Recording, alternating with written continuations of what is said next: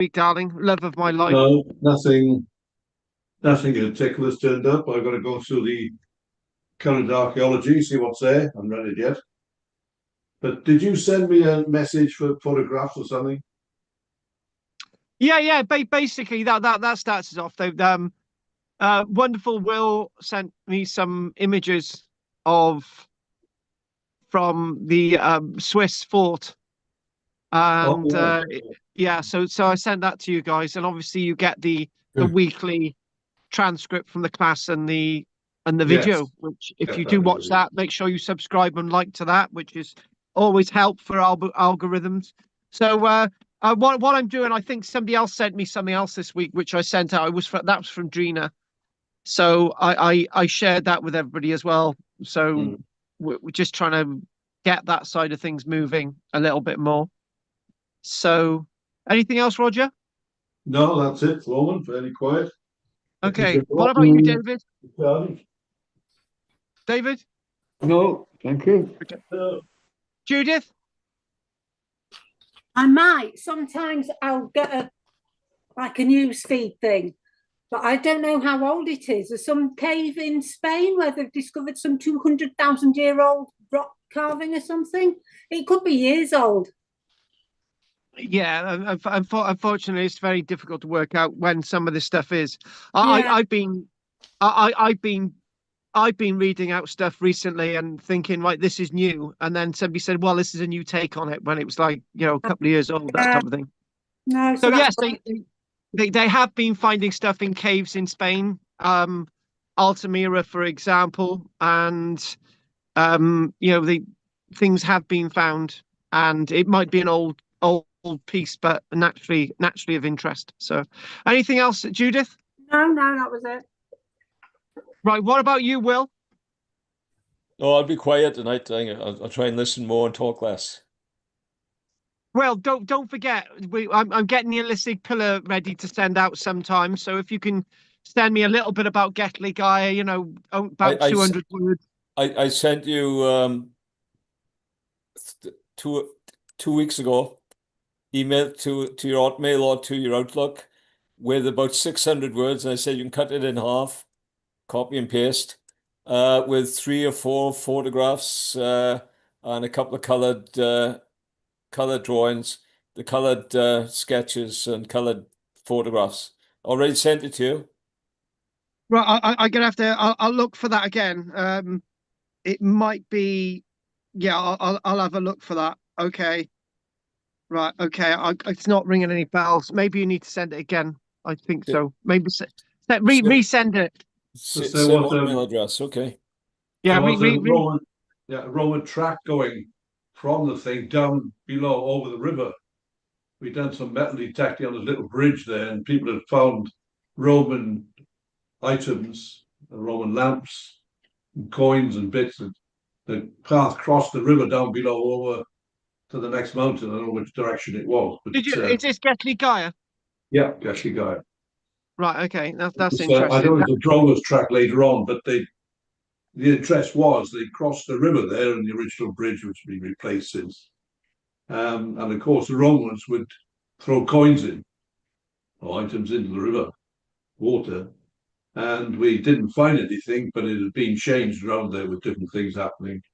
And we never found anything, but up above, they found items. So it was quite an active thing and in contact with something else on this road. I don't know quite where it went all together. We never actually developed that. But that was interesting because the fort was well known, but wasn't too much to see.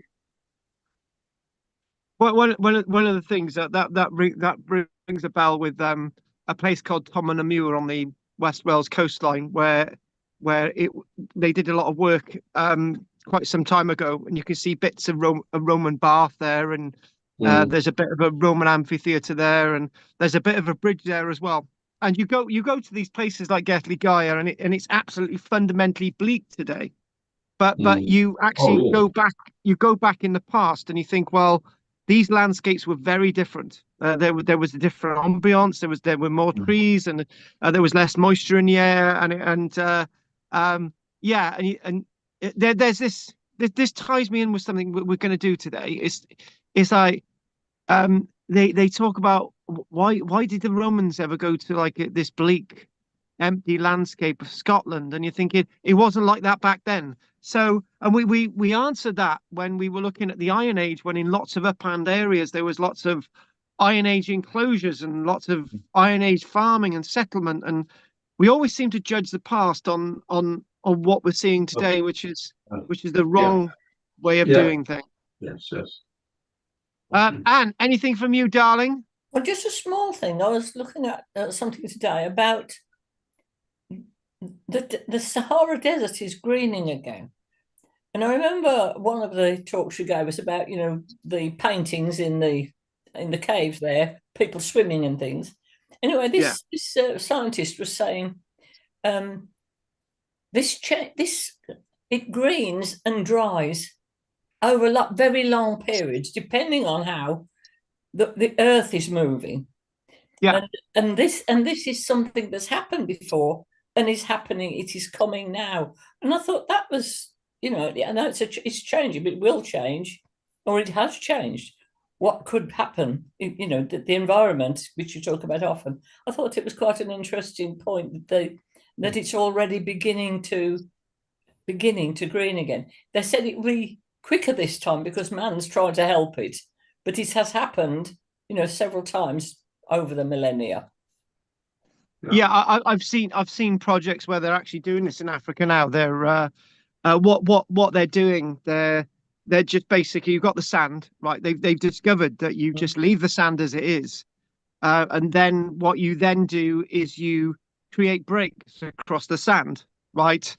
And within those breaks, you start to introduce sort of low-lying plants, and then you have more breaks, and you have more breaks, and that sort of roots into this sort of sand, and it sort of that's what they've learned. They thought, right, keep the sand there and just work off it, right? I saw a program ages ago about China doing this and had managed to, but as I say, it's interesting though that it happened over millennia naturally. I thought that was quite interesting.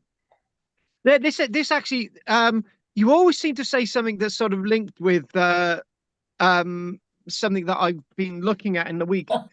Perhaps it's telepathy.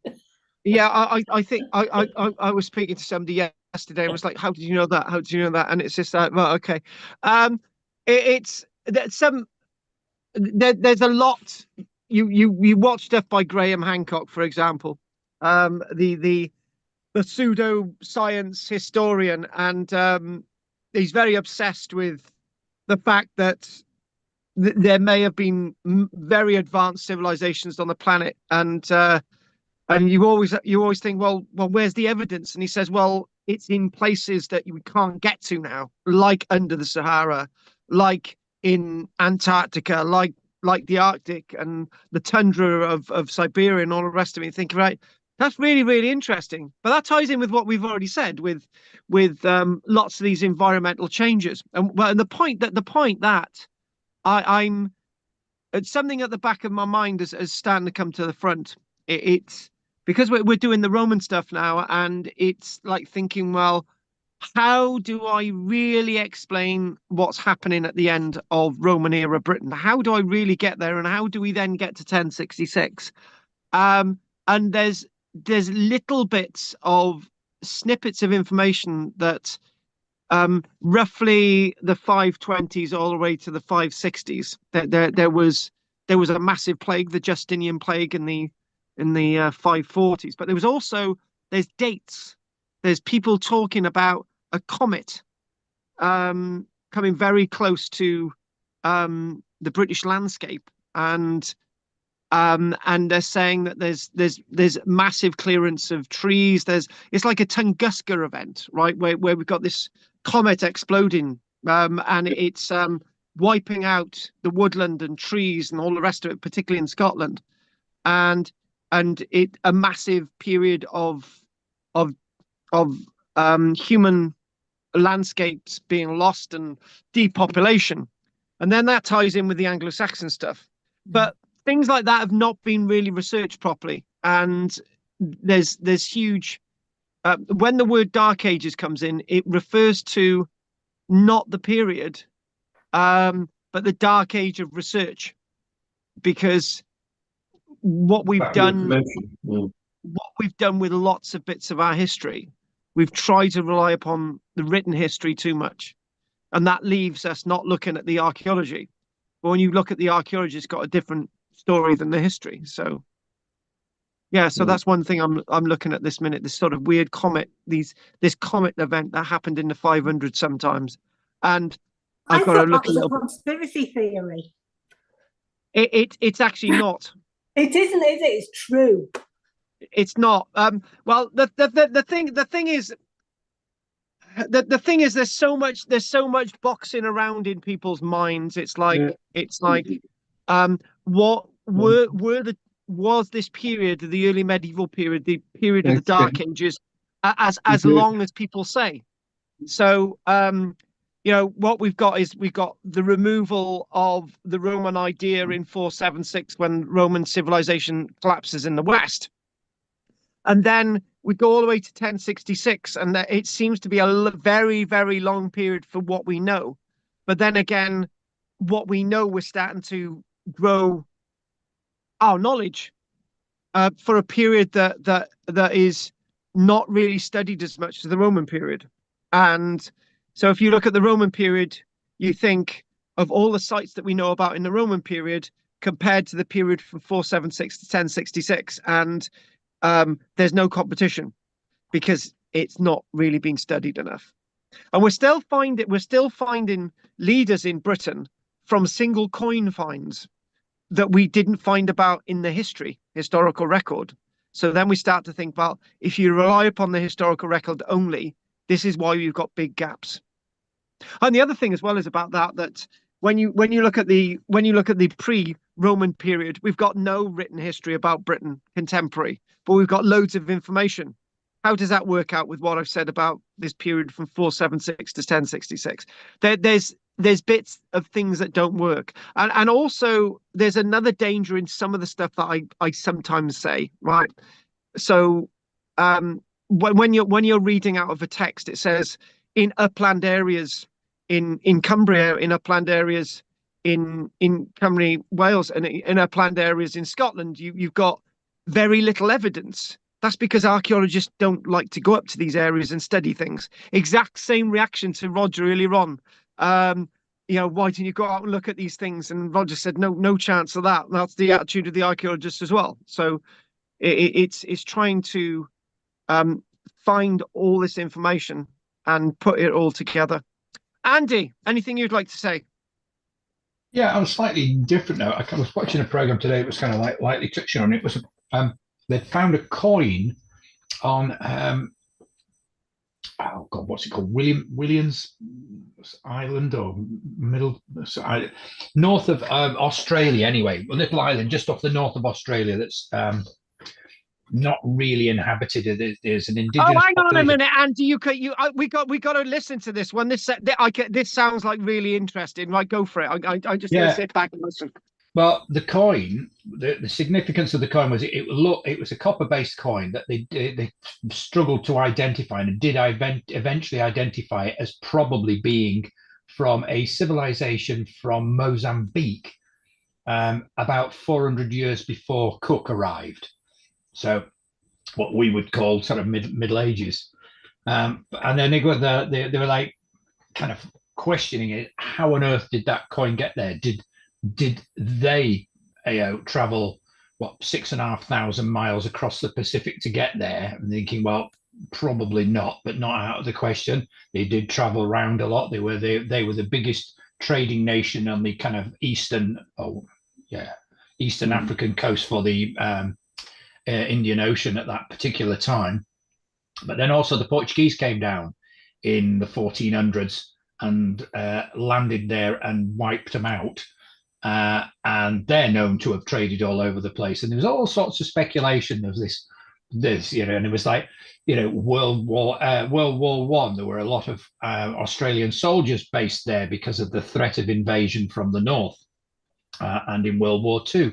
and some of them kept coins as souvenirs. But they worked out again that the actual units that were based there hadn't served in any of the other countries to be able to get anywhere near picking up these coins. So they still didn't know, but it was like one coin. You're thinking, yeah, but it's one coin. Anybody could have dropped it at any time. It does not mean anything. You know, you can't change the whole history of the continent just because there's one coin, but it does open that door because it was there. You know, and I thought it was really interesting. Just one, no other evidence of anything else. The fact that the island had got fresh water meant that anybody sailing from the north down to the Australian continent would stop there.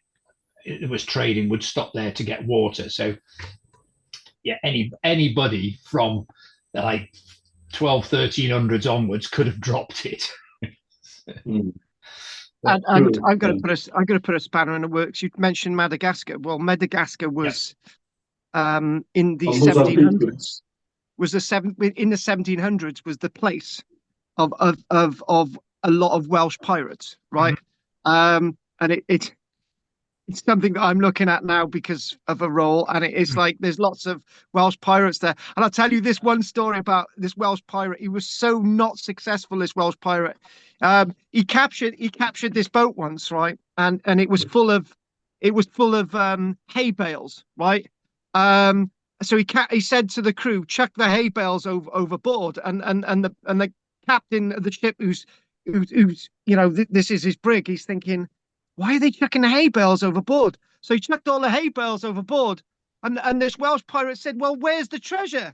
And they said, well, it was in the hay bales because that's where the precious metal was, in the hay bales, to keep it safe, to stop it rolling around the decks and all the rest of it. You've now chucked it all overboard. All the silver and gold, and particularly the iron, was in the hay bales, right? Because to prevent it. And the Welsh captain's going, oh my God! So he just abandoned the vessel to the captain on there, thinking he just lost all his cargo. And then this same, I think it was something like a Thomas, Captain Thomas or something. And then he decided, for week after week, right? He was pursuing this other vessel, only to find out it was another pirate vessel, and totally unsuccessful. Lots of these. It doesn't sound good, does it? Not it many doesn't of them sound were good, no. successful, Yeah. Madagascar and Welsh pirates were not successful at all. They went there. Why do people keep picking on Madagascar? Throughout the centuries, people keep picking on Madagascar. You're right. There's quite a few other pirates used it as well. There's a question that Captain Morgan's treasure is on Madagascar somewhere. But the captain I'm talking about is Captain John James. So it's just like what's wrong with that? Did you mention Mozambique or was it Madagascar? It wasn't Captain Thomas. It was a Captain John James. It was, and he thought this other vessel that he was pursuing, right, was a French vessel. They put a false flag up there. After week, it turned out to be another pirate called John Booth. Trust a pirate. No good, is it? Exactly. Yeah. So I thought that was an interesting one. So. That was very, very interesting. Very interesting. Right, lots of little bits and bobs to look at tonight, and I don't know. I think we've got a double voice there, so I'm being picked up twice. Have we got? Yeah, that's okay. That seems to work. Right. So what I might do is actually go directly to Judith, right, and some more images that Judith has sent me, right. Which does tie into something that we've got today. So, Judith, I somehow I've managed to get them on my YouTube, not my YouTube, my Facebook, because there was a few things not really working. So, don't ask. Where are we on this thing? I'll show you the images now. My official fan club. There we go. Shut up, Rog. So obviously, Greenland. What's going on? What? Oh, Judith. Are you there, Judith? I am, yes. What's up? Oh no, we're just looking at these wonderful images of the Yeah. Acropolis again. They've come out Yeah. nice, haven't they? Well, that one's come out absolutely beautiful, hasn't it? So, well, oh, hang on. Every time I press the button, we got some weird voices going on. But oh yeah, that video there. well, Don't ask. Can you hear that noise? No. Oh right, that's okay. So Oh, it could be my dishwasher. I'll go back on mute. Hang on. no, it's me. No, we're not hearing anything from anybody. Just your No. voice, Carl. silence is Hang on a gone. minute. I think this is a nice little scene where you've got mosaics outside with a nice bit of marble. Explain a little bit about that, Judith. Oh God, I can't remember. Let me get my phone because I'm sure I Oh, sent you. God. I'm sure I sent you. If there was a board, I'm sure I took a picture of the board to show you what it was related to. Judith, what about this? What? Oh, that was. Oh God, that was outside the museum, the Acropolis Museum. That was just So like you've got all a these grassed area in a little garden. bits of marble again. Yeah. Bits and bobs from everywhere. Yeah. It always does make me wonder. So that's is that the Acropolis over there then, I think Judith? it must be, yeah. And it was all surrounded by gardens. I mean, it's very beautiful. It's all landscaped. It's lovely. But I think there was just so much. Whether they didn't know how to describe it or there wasn't a board. There wasn't a board to show what was where. What about this one? Okay. That was in the same kind of area. Oh, let me have a look on my phone. Hang on, just a sec. I've got a bit of background noise on some of these. So Judith, give us a bit of an overview of these things. Right. Well, they were just because it's just so big and the area around it is mostly pedestrianised. So you could just literally walk from the bottom of the hill up to the hill where the Acropolis was and round, and it's all gardened with cafes and things. So it's not always very clear what you're looking at. Did I not send a picture of the board to show what to describe? Yeah, you did, but unfortunately, because I had them all on the WhatsApp, I had to move them to my phone, then I had to move them to another phone, then I had to move them onto Facebook. So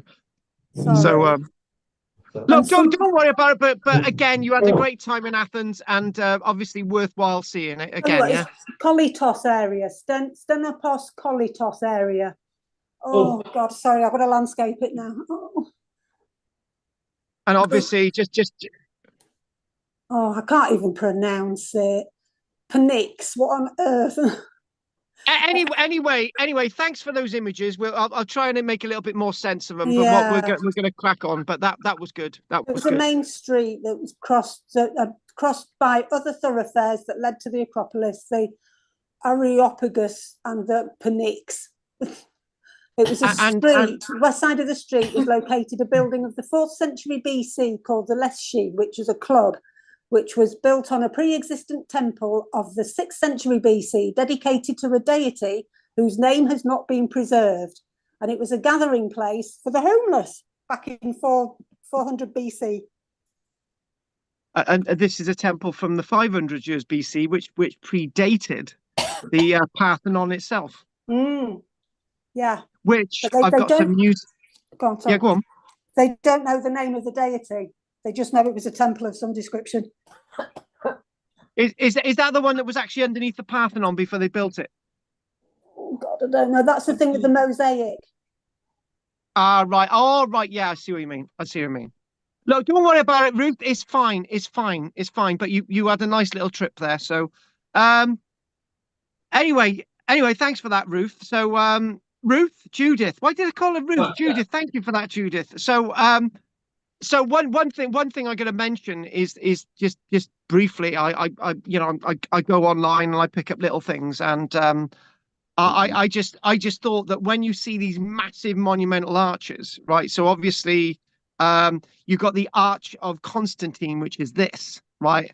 And it basically says that when you see this beautiful arch in the middle of Rome itself, which was set up by the time of the death of Constantine the Great in 337, which was the last huge monumental structure constructed in Rome itself, right? And it's sort of saying a little description of, it's saying that the Constantine arch itself borrowed panels and influences from various other monuments in and around Rome. And it's so this itself, you're looking at something like this from no later than about 337 AD, and you're looking at the fine carvings there. And sometimes when this is the point, sometimes when we're looking at history, instead of looking at documents, we look at carvings, because carvings are more contemporary with the moment and they tell you a lot more what's going on. And the description of this again is basically, this panel shows a formal procession. An emperor addresses the troops during a major battle, and it's likely that this is associated with a Trajan, and he's got his senior officers there. And again, this was about one of the carvings on the Arch of Constantine. And again, these things survive extremely well. So well, it makes you think that maybe, hang on, I've got a problem. Maybe when you look at these, they're as fresh as the day that they were carved. However, obviously there'd be a lot of painting on this panel. So occasionally I'm online and I collect things like this, and I think I'm going to show you this and sort of give you an idea what this world is about. And again, when you're thinking about something like this, there's a point to this. When you're thinking about something like this on Trajan's column, you're thinking that this world is so alien to many worlds outside it. So again, even in Britain at that stage, even though Britain's had been within the Roman sphere of influence by the 340s, right, has been in the Roman sphere of influence by for 300 years. Lots of people in Britain are still unfamiliar with what Rome is about, but lots of people are very familiar with what Rome is about, and they want to embody, they want to be like this. But in many ways, and I think this is a good place to say it, when Rome's taking over Britain after AD 43, when Rome is doing that, it could be said it was like a bit like a Martian invasion, because people in Britain were not used to big buildings, and were not used to organized armies, were not used to those types of markets, were not used to coins, were not used to how people communicated one language, when in fact there were hundreds of little miniature languages in Britain at that stage, and with hundreds of little miniature tribes. And Rome wanted to have this idea that everybody shared and embodied, and Pax Romana, and part of Rome. It's so alien to people in Britain, and that should be said. That needs to be said. So what the Romans were bringing over to Britain after AD 43 was completely abhorrent to some people, and they just couldn't connect with it. But Rome said, "This is what we want to give you. This is what we want to do." And to share that as an idea, it's like going to the people of Papua New Guinea, the ones that are still in the Stone Age, and saying, "Right, come to our cities, come into our taxis, look at computers." It's so alien to them. And this is the experience that people had when they were addressing Rome in AD 43, with this type of symbolism and all of what this is offering.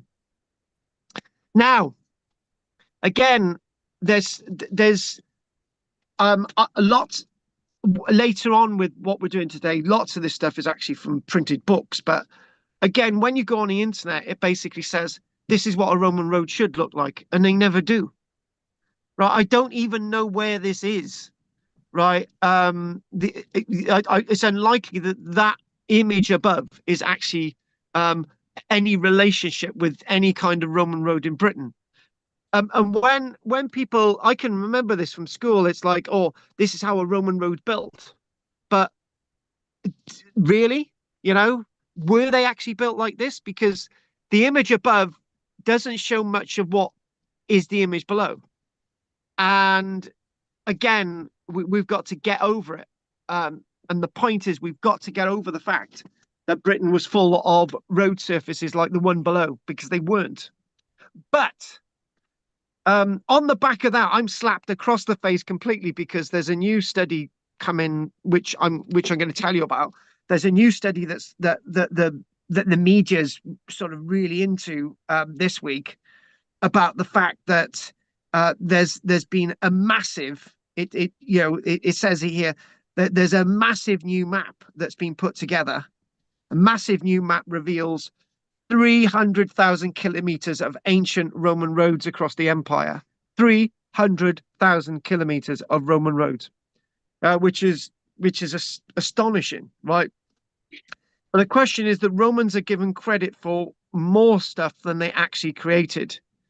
And this is the danger when you're seeing headlines like this. And these are the headlines on the 7th of November about this roadmap, which we're going to be discussing in a short while. Now, before, I'd like to do a little bit of controversy, as you know, every single week. And this is to do with the coin hoards being found in Cymru Wales. And you know, the one that we mentioned last week, the one that was found in North Wales, and there was two pieces of there were two pots, and they said, oh, there's between 10 and 15,000 coins, and probably nowhere near that, right? And then the museum archaeologists, they said, oh, right, we don't have staff. Can you metal detect enthusiasts dig up the coins? And I'm thinking, what? Because what's happened is that I'm now going back to the way I used to think. I think metal detecting should now be it should now be licensed. People metal detecting should actually pay the archaeologists to look at their coins, and all these other things, because it says there 70-80 cases of treasure are found and reported in Wales each year, and the museum can't even cope with 10. And it's taxpayers paying for that. And the problem is, it's that it means that the museums can't study what they've got and look at this, which is a big shame. People say, oh, it's a good idea that we're finding all these things. I don't think it is, because we just can't cope with it, and it's something has to change. And I don't welcome metal detecting finds being reported anymore, because it's just encouraging people to do it, and that's a big shame. And Will talks about Getley Gyre a lot, and I know that most of Getley Gyre is scheduled and protected ancient monument, and the police have got a massive problem now with stopping people metal detecting across it, because it's a known Roman site. People go metal detecting in a church graveyard because they are aware that it's part of the Roman landscape. So they're metal detecting, digging up human remains in a church graveyard. And nobody talks about these things. So there's my little bit of controversy tonight. Now, this is different, right? This links us in with Judith. I'm sorry I couldn't get that sort of stuff working earlier on, but it's that's life. Now, this is a really interesting piece, because this is about a man brought his father's piece of Parthenon to Greek officials. They said it was from an even older temple in the Acropolis of Athens, which is in fact what Judith was talking about. She was talking about another goddess that they weren't really sure of the name. It may have been this, it may not have been, but you know, that's one of the things. When we look at the Acropolis, when we look at Athens, right? What we do think about is that we just think that it's a landscape that just suddenly happened, right? There's a big rock there. They just suddenly started building these wonderful temples there, right? And then the Romans come in and they do their own thing. So it's no longer a Greek landscape, it's a Roman landscape, right?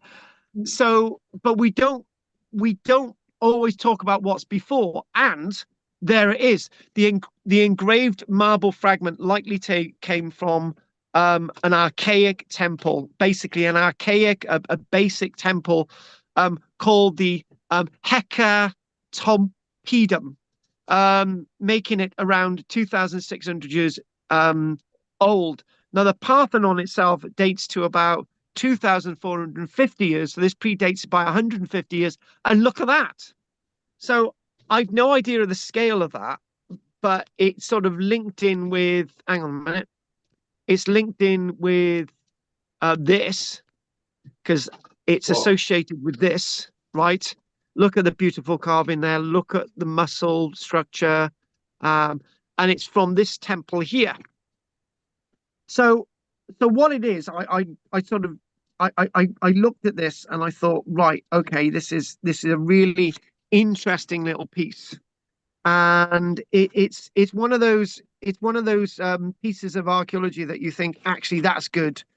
People have got these artifacts and they want to share and they want to offer us some more information on it. So there it is. I'm just gonna bit embarrassed at this minute because I thought I had the article in front of me.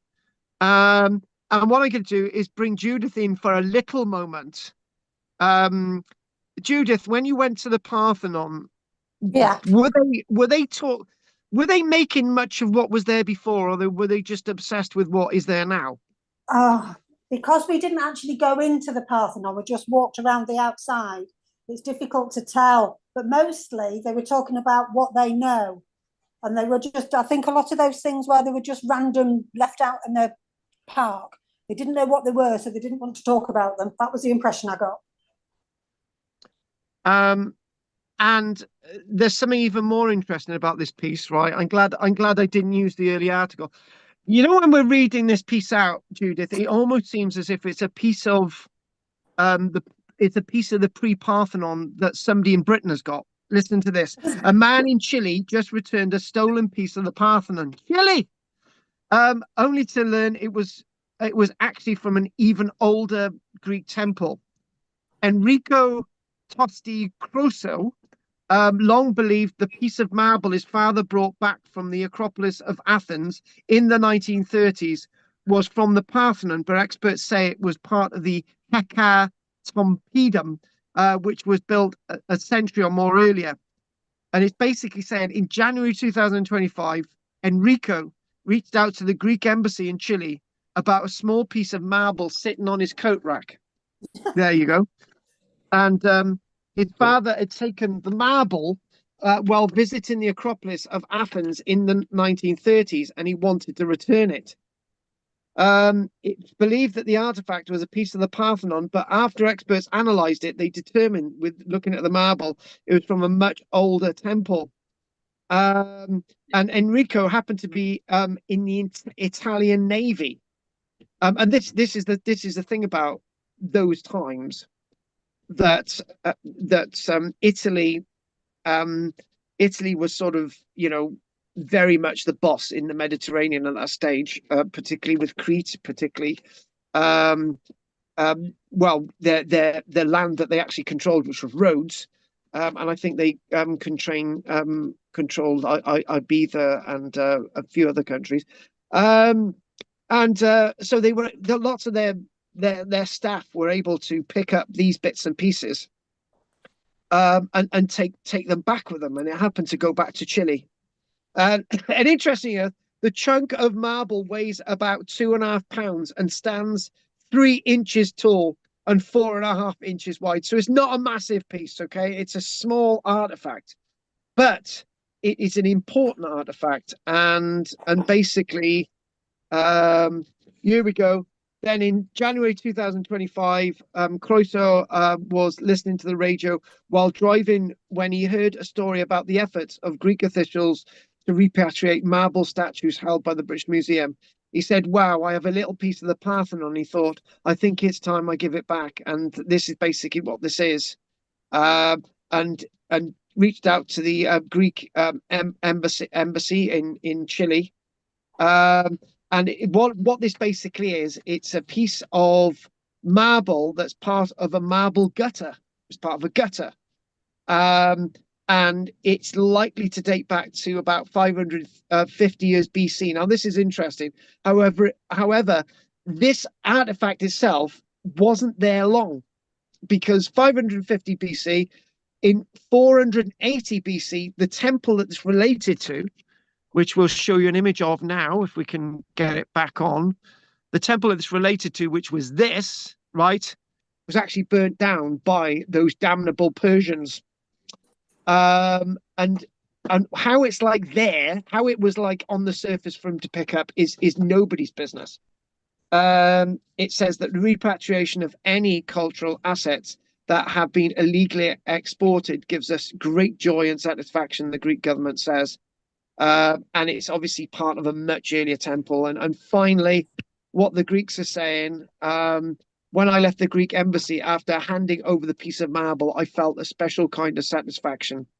And the guy who's, you know, obviously his dad and stuff, he said, I don't even know how to describe it. I felt like I had done something good. And to be honest with you, this is a really nice little story. That what we do have is that people are actually relating the importance of an artifact, not in a financial sense, but the importance of an artifact. And you know, it's about giving something back of our culture to have it meaning, to have some kind of meaning, instead of just visiting these sites.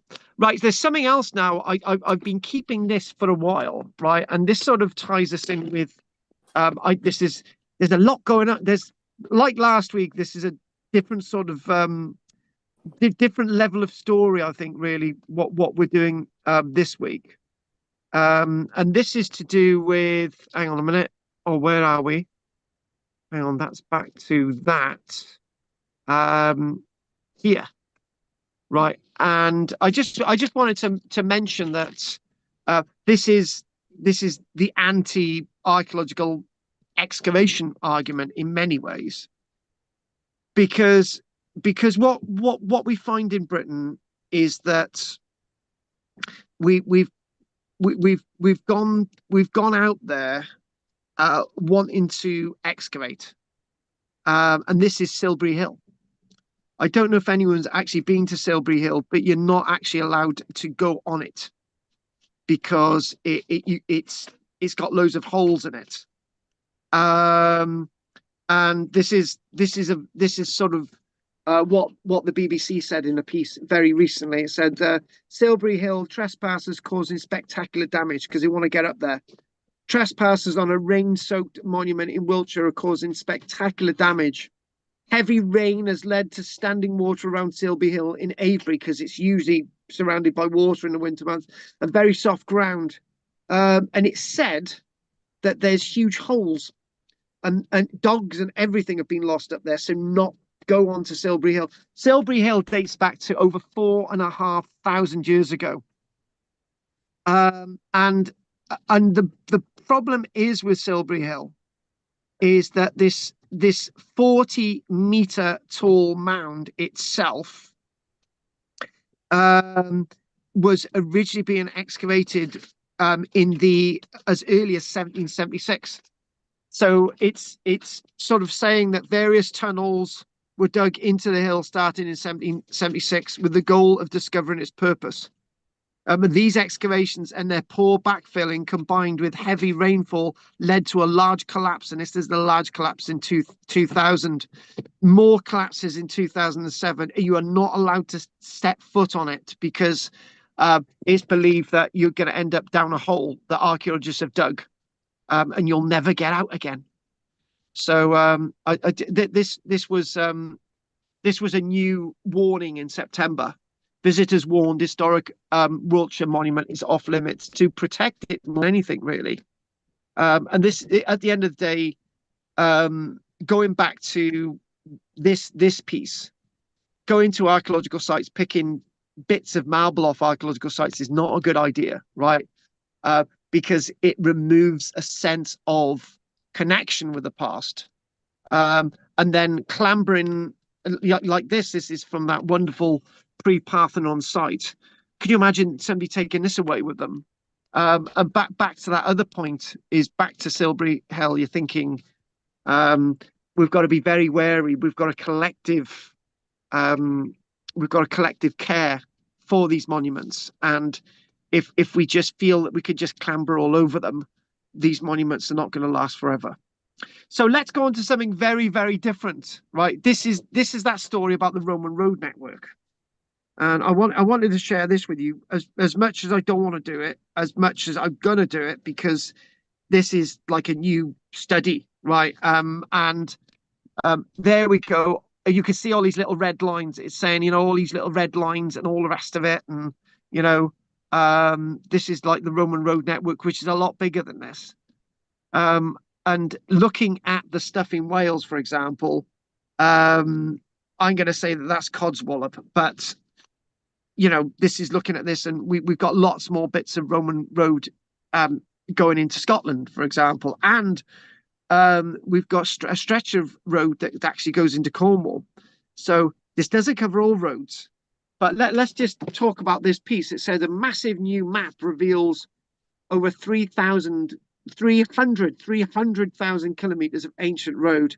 It turns out that not all roads lead to Rome, after all, at least not in a literal sense. And when I saw that, I thought, hang on a minute, right? That going back into my stuff here, that actually lots of roads do run into Rome, and it's the Via Aurelia, the Via Portuensis, the Via Appia, which is the most famous one that goes all the way down to down to Pompeii, and all the rest of it, so nice little map there. So anyway, back to what we've got, right? Look at that there. So when we think about Roman roads, we think of roads looking like this. We do, yeah. And so this new map of the empire's ancient land routes has nearly doubled the length of the confirmed ancient Roman road network, with the major hubs located far from Rome itself. Interesting. So if we go back to, I know this isn't a great map, which I'm showing on the board there. You can obviously squint your eyes and you can see all the little red lines. I wish they were a bit more defined than that. And say this, you could say the Roman name for a map was an itinerary, right? So the Antonine itinerary for Roman roads in Britain, for example. And then when the point is when the Romans wrote about their road network, we only know about 3% of the Roman road network from the Romans, right? So when the Antonine itineraries when that's talking about the Roman road network in Britain, it mentions stretches of Ermine Street and Watling Street and Deer Street and so on, right? And even one in Wales called the Judice Maritima. But this study itself, and I'm trying not to knock it too much, because that's going to be my bias. But this was a huge surprise and a sobering realization. Roads are one of the most enigmatic topics in Roman archaeology. Fingers crossed, folks. And history, they were all over the place. We have proverbs like all roads lead to Rome. How can it be that we only know the location of 3% with certainty, right? But now we think that there is a lot more. And this is what they're postulating. This is, in fact, a huge collective finding that they're doing to create maps like this.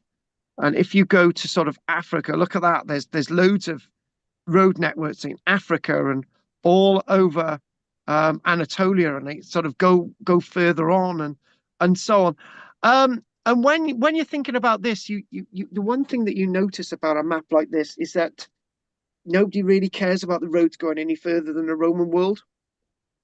So the ancient Roman Empire was hugely influential with a far-reaching dominion, and the Roman Empire was 5 million square kilometers, controlled by Rome itself. And again, words in this article talking about, if we go back to that, words in this article talking about today echoes lie, its echoes live on. It's literature, Pliny. We're talking about the works of Julius Caesar. We're talking about Tacitus, all these different people, right? So that's this literature. Propaganda. Rome itself is very much an echo of propaganda. It's almost as if Rome never left us, because one of Rome's biggest achievements was in fact Christianity. Whether people want to agree with that or not, it's one of the long remaining legacies of Rome. That doesn't seem to work out with Ireland, because the Romans never got to Ireland, did they? But that's another thing altogether. The graffiti, when you think about Roman graffiti, it's art, it's architecture, it's language, it's influence, all that stuff. The great battles and stuff. And one of the points that I'm going to mention, we're going to mention some military stuff today as well. When you talk about Rome and its battles, right? We think about Rome fighting the Parthian Empire, and we think about them fighting the Gauls and the Germans at Teutoburg Forest on AD 9. But some of the biggest battles were actually between the Romans. And there's a point to be made there, and I haven't made it enough, right? The only thing that could destroy Rome is Rome itself, and it's true. In 410, Rome was captured by a Roman auxiliary. Then a couple of other times in the 400s, and 476, Rome eventually fell to a Roman general, which is, you can't really conquer Rome unless you're a Roman, basically. Rome was its own best enemy. So when we're thinking about the Rome network as well, and we're thinking about really nice images like this, yeah. So a rendered image, which is a word that Will likes using a lot, sort of rendering it from the information and putting together over superimposing on existing routes and stuff. That's what rendering means. If road network was also the stuff of legend, a vast web spanning the empire, credited with playing a crucial role in the expansion and maintenance of Rome, bringing stuff to Rome to sort of keep it going.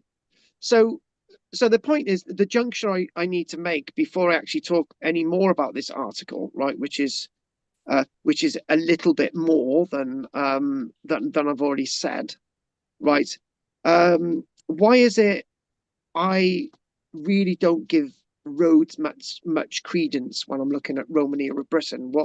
What do I know that I don't say much of, when Britain itself was not civilized before the Romans? My God, I've just had my eyes scrammed out. When I mean civilized in the eyes of Rome, right? We were civilized before the Romans. We were developing a civilized land. When we look at Caliva Atrabatum, Tauropolis, when we're thinking about Stanwyck, when we're thinking about our trade, when we're thinking about our mining, we were really civilized by the Romans. But from a Roman perspective, we weren't civilized. We were barbarians. We were the Celti. We were the Celts. We were the people outside the Roman world. And so when we think about that word civilization, right? The idea of roads in Britain and what we felt were roads were very different from what the Romans would see roads like this. This is the Roman road, right, in Turkey. Via Appia leading to Rome, and all these other things. Via Aurelian leading to Rome, and all these other things. Those were paved roads, but we don't really get that evidence in Britain. And one of the most disappointing things, folks, is when this is the most disappointing things. It's such an anticlimax when there's a news article that says we found a Roman road in London, and I'm thinking, oh my God, we're going to find a paved surface, and you're looking at the screen and thinking, hang on, there's a bit of gravel. Where's the road? And this is what members of the public are thinking. And I'm an archaeologist, and I'm thinking the same thing. So it's simply because Britain is not a developed country when the Romans get here, right? when the Romans go to places like Anatolia, Turkey, when they go to places like Antioch, when they're looking at the Levant, the Holy Land, you know, Lebanon and Syria and all the rest of it, right? They've had civilization for a good part of 1,000+ years. So they've had the chance to sort of develop what a routeway and a roadway is. Yeah. The Greeks have already got roads. The ancient Egyptians have already got roads, you know. The Carthaginians have already got roads. But when the Romans come here, they haven't got roads in the normal sense, right? They're trackways. And the Romans just follow them, and then they become Roman roads, because what Romans wanted across them, it's a Roman road, and you don't see this. That's my point. So they're not developed, and one of the and that answers another thing altogether. When people ask me the question, why don't you see a Colosseum in Britain? Why don't you see the why don't you see any of these paved Roman roads in Britain? Why don't you see any the Pont de Gare in Britain, like a beautiful aqueduct? Why don't you see the wonderful temples at Nîmes in France, in Britain? Simply because we didn't have any of the structure before the Romans got here. The other places that we do see, these places that I mentioned, there was already a structure for them to build upon. That is the point. Back to this article, back to this sort of piece. Or I want to go to this next, but we'll probably do this after the break. So back to this nice little image. So the road network was also the stuff of legend, a vast web spanning the empire. We've mentioned that it's playing a crucial role in the expansion and maintenance of Rome, bringing goods to Rome, bringing that sense of roads. All roads lead to Rome, and what they're saying, all the stuff goes to Rome. You know, by sea, for example, we're looking at goods coming from Egypt. You know, the grain that they need, that's come by sea. Such was their craftsmanship and record keeping that even thousands of years later, we still find those ancient paths sometimes in the most unexpected places. Roads can teach us a lot about the ancient Romans, not in Britain, such as how they moved around and traded with each other, the extent and timeline of the empire's reach, and how disease spread. That is very true, right? So when Britain falls out, the idea of Rome, when we're looking at Justinian plague in the mid 530s into the 540s, plague spreads through what's left of the Roman Empire like a dose of salt. 250 million people die within the space of 10 years. That's colossal. The pandemic, or whatever you want to call it, that was nothing. But with all due respect, people died, blah, blah, blah, but that's not the point. Yet the available data on the Roman road network was old and fragmentary. So what they've done now is known as the Berman's database, BRUGH, MANS, and his team embarked on a centralized map, the Itinerary E project, which is that mentioned by now? Yeah, there it is. That's the name of the project there at the bottom after Turkey. If you type that in, you'll get that. That's what's there. The main contribution of the project is that it brings together all of our research. Each of the 14,769 road segments includes the sources used to localize it and an expression of the certainty of the location. This is the first open database that combines research about the local location of all Roman roads across the entire empire. And I know Will's going to look this up afterwards, and he's going to tell us all about it next week. Go for it. They have been studied for over 200 years, and we should have a reliable source that makes these scholars available to everyone. So the question is, are they critically examining what is meant by a Roman road? Right? What does a Roman road mean? That is the point. There was a book in 2000 known as the Barrington Atlas of the Greek and Roman World, which mentions a load of digitized maps. Is a Roman road defined by a Roman road milestone like the one on the image there? Is it defined by a straight alignment? Does that make it a Roman road, right? Does it need to have these stones on the top to make it a Roman road. What is a Roman road? So it's comparing evidence from excavations and literal sources, satellite photography, to identify traces of ancient roads and historical topographical maps showing a time before dense urbanization when Roman roads could have been visible. And this is really interesting, nice stuff when we're looking at this. Again, I haven't got many images for this. And it talks about a Roman road network over 40 countries. So trying to get that database together.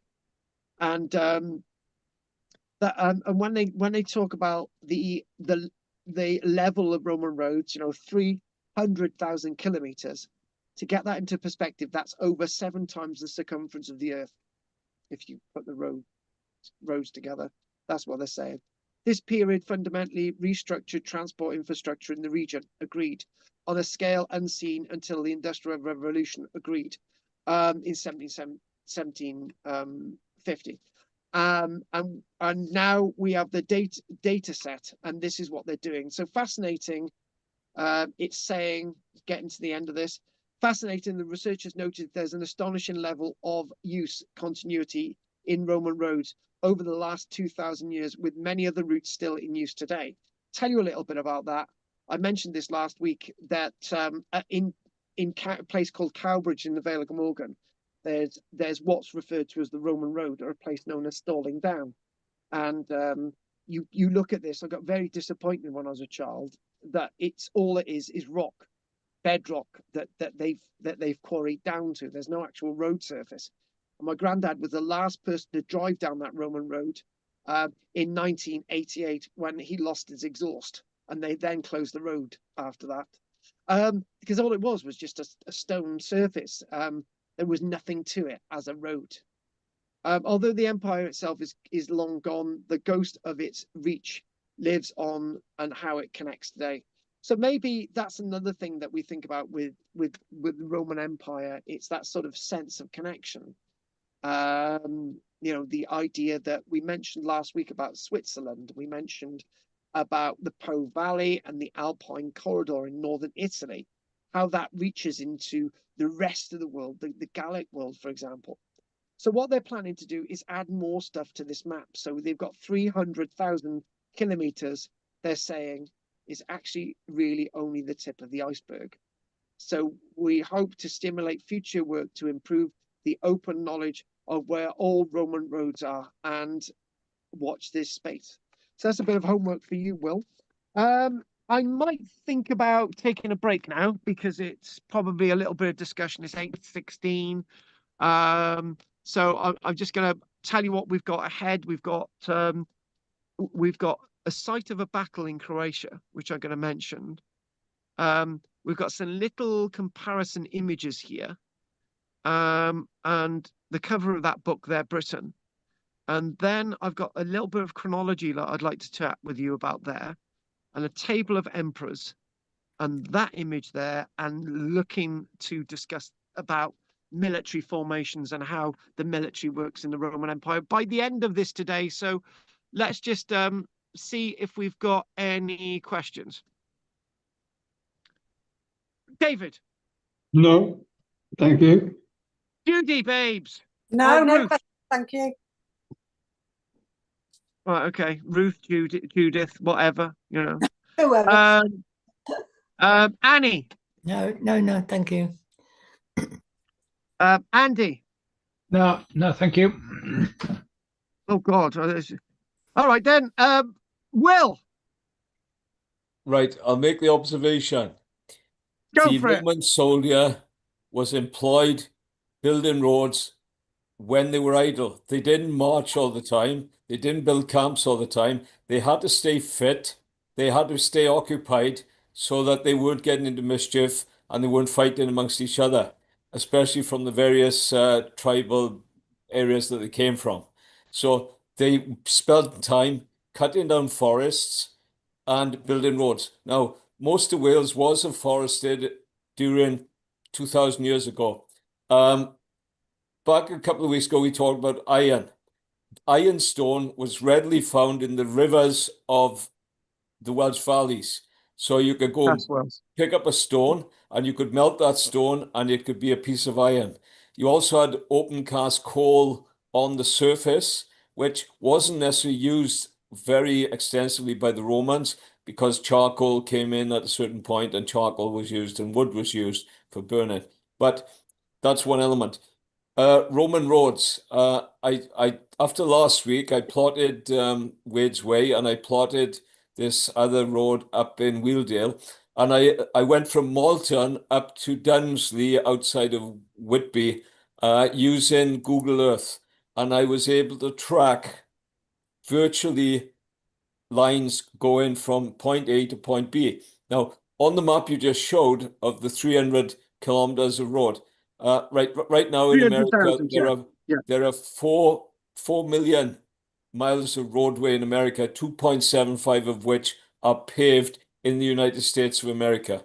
3 million in 300 years. Okay, so over 1,000 years, yeah, you can do those roads.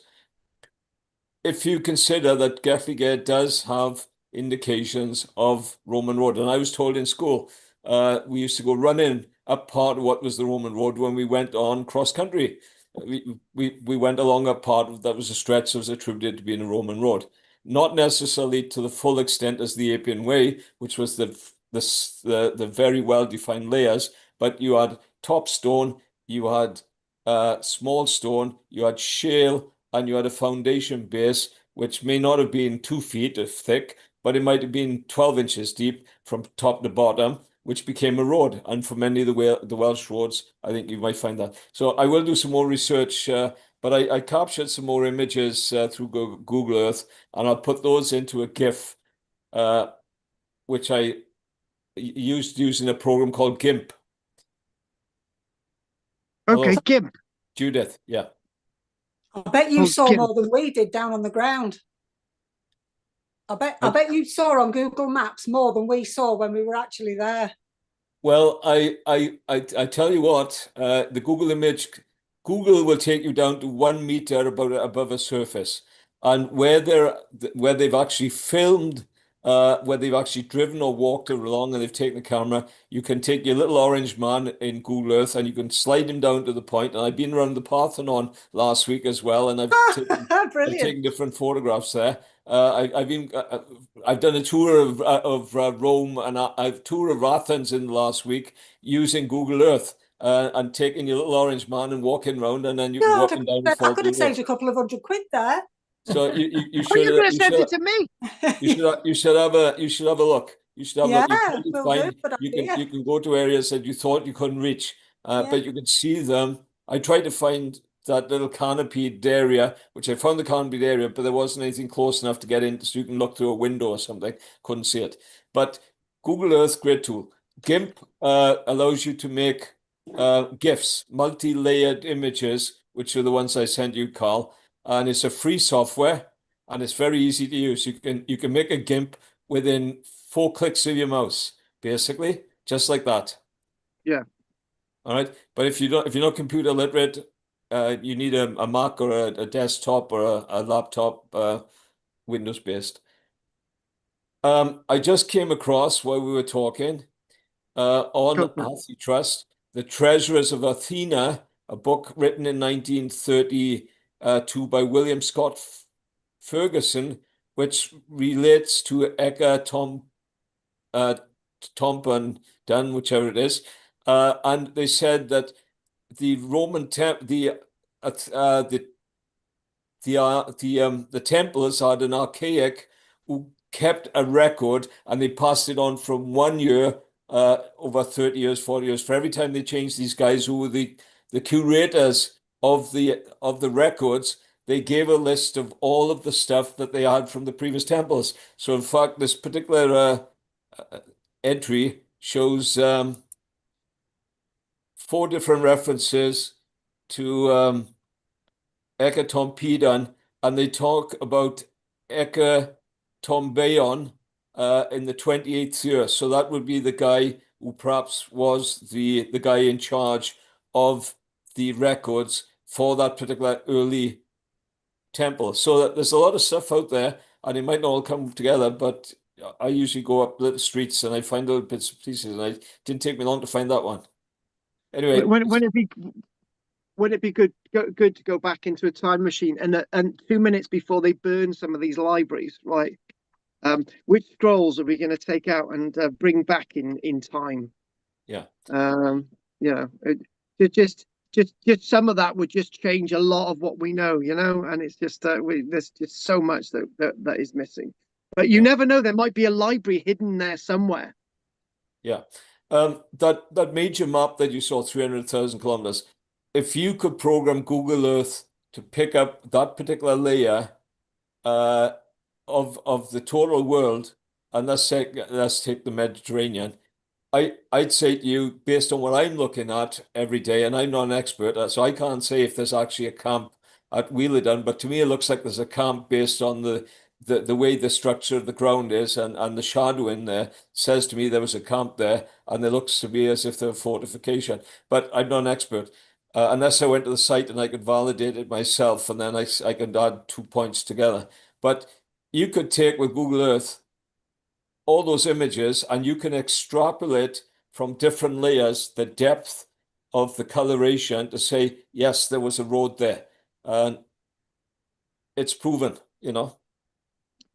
We've got one of our people on YouTube that's made quite an interesting statement. He's been following us for a while, called Nylog, and he said, "I've been in Rome most of this year, and the last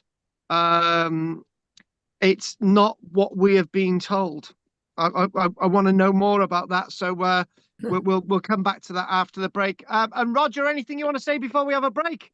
15-minute break, Rog. He's vacated the place. He's vacated. He's probably he's probably got a woman there somewhere. Right, it's 8:25, and we'll be back at 8:40. We'll see you there, folks.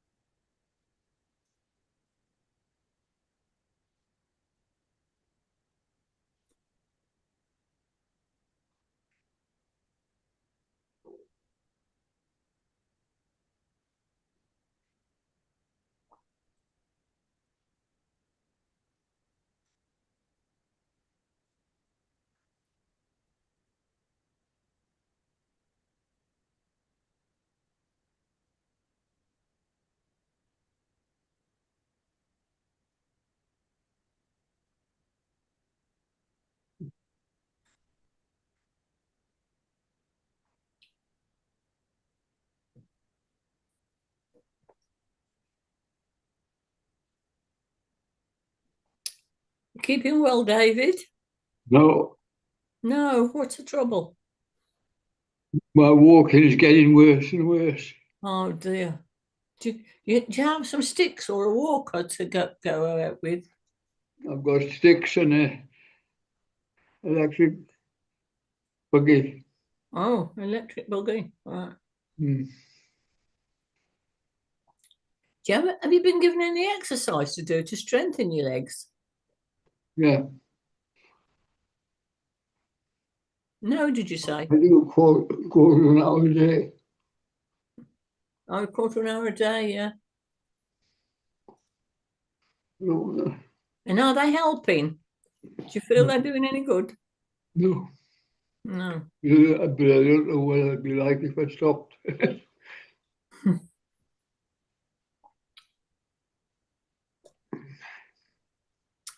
It's a misery, isn't it? This how your knees get stiff and you go, you know. My daughter was, telling me you've got to practice getting up out of chairs. She said because it happens to everybody. You can't get up out of chairs, so I have to practice. But she bullies me a bit. You see, she's usually right. But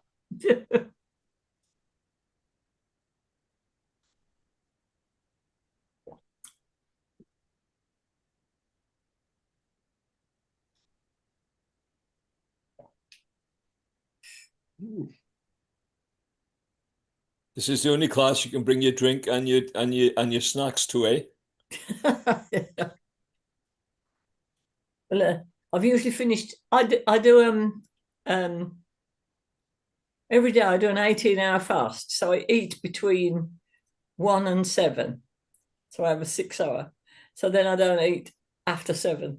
So you see, couldn't have an apple like you've got now because I'm on this. I've got too many bad habits, I guess. Yeah. Well, I used to, but about 5 years ago, I got some problems and looked into them, and I changed my diet drastically. And I'm feeling much better for it. So. No, it's important that you regulate what you eat and how you eat. Yeah, it's what you eat and when you eat. It matters. It does, yes, it does. Yeah. So yeah. But I changed from a normal diet, that everybody has. 3 meals a day and plenty of it, stuff. But once I'd looked into it a lot, because I've got these 2 eye problems, which are a real problem, and I was looking into what I could do about them. And I changed from a high carb diet, which most people have, to a very low carb diet. And right, okay. Sorry? I say I understand, basically, yeah. Yeah, and then the weight dropped off because I lost 3 stone, and I wasn't really doing it for weight loss. I was doing it, to try and help my eyes. But I felt so much better, fitter, and it's been. But it's what the bind is. You see, it's when everywhere you go, you're offered sugar. Everywhere you celebrate, it's all cakes and sugar.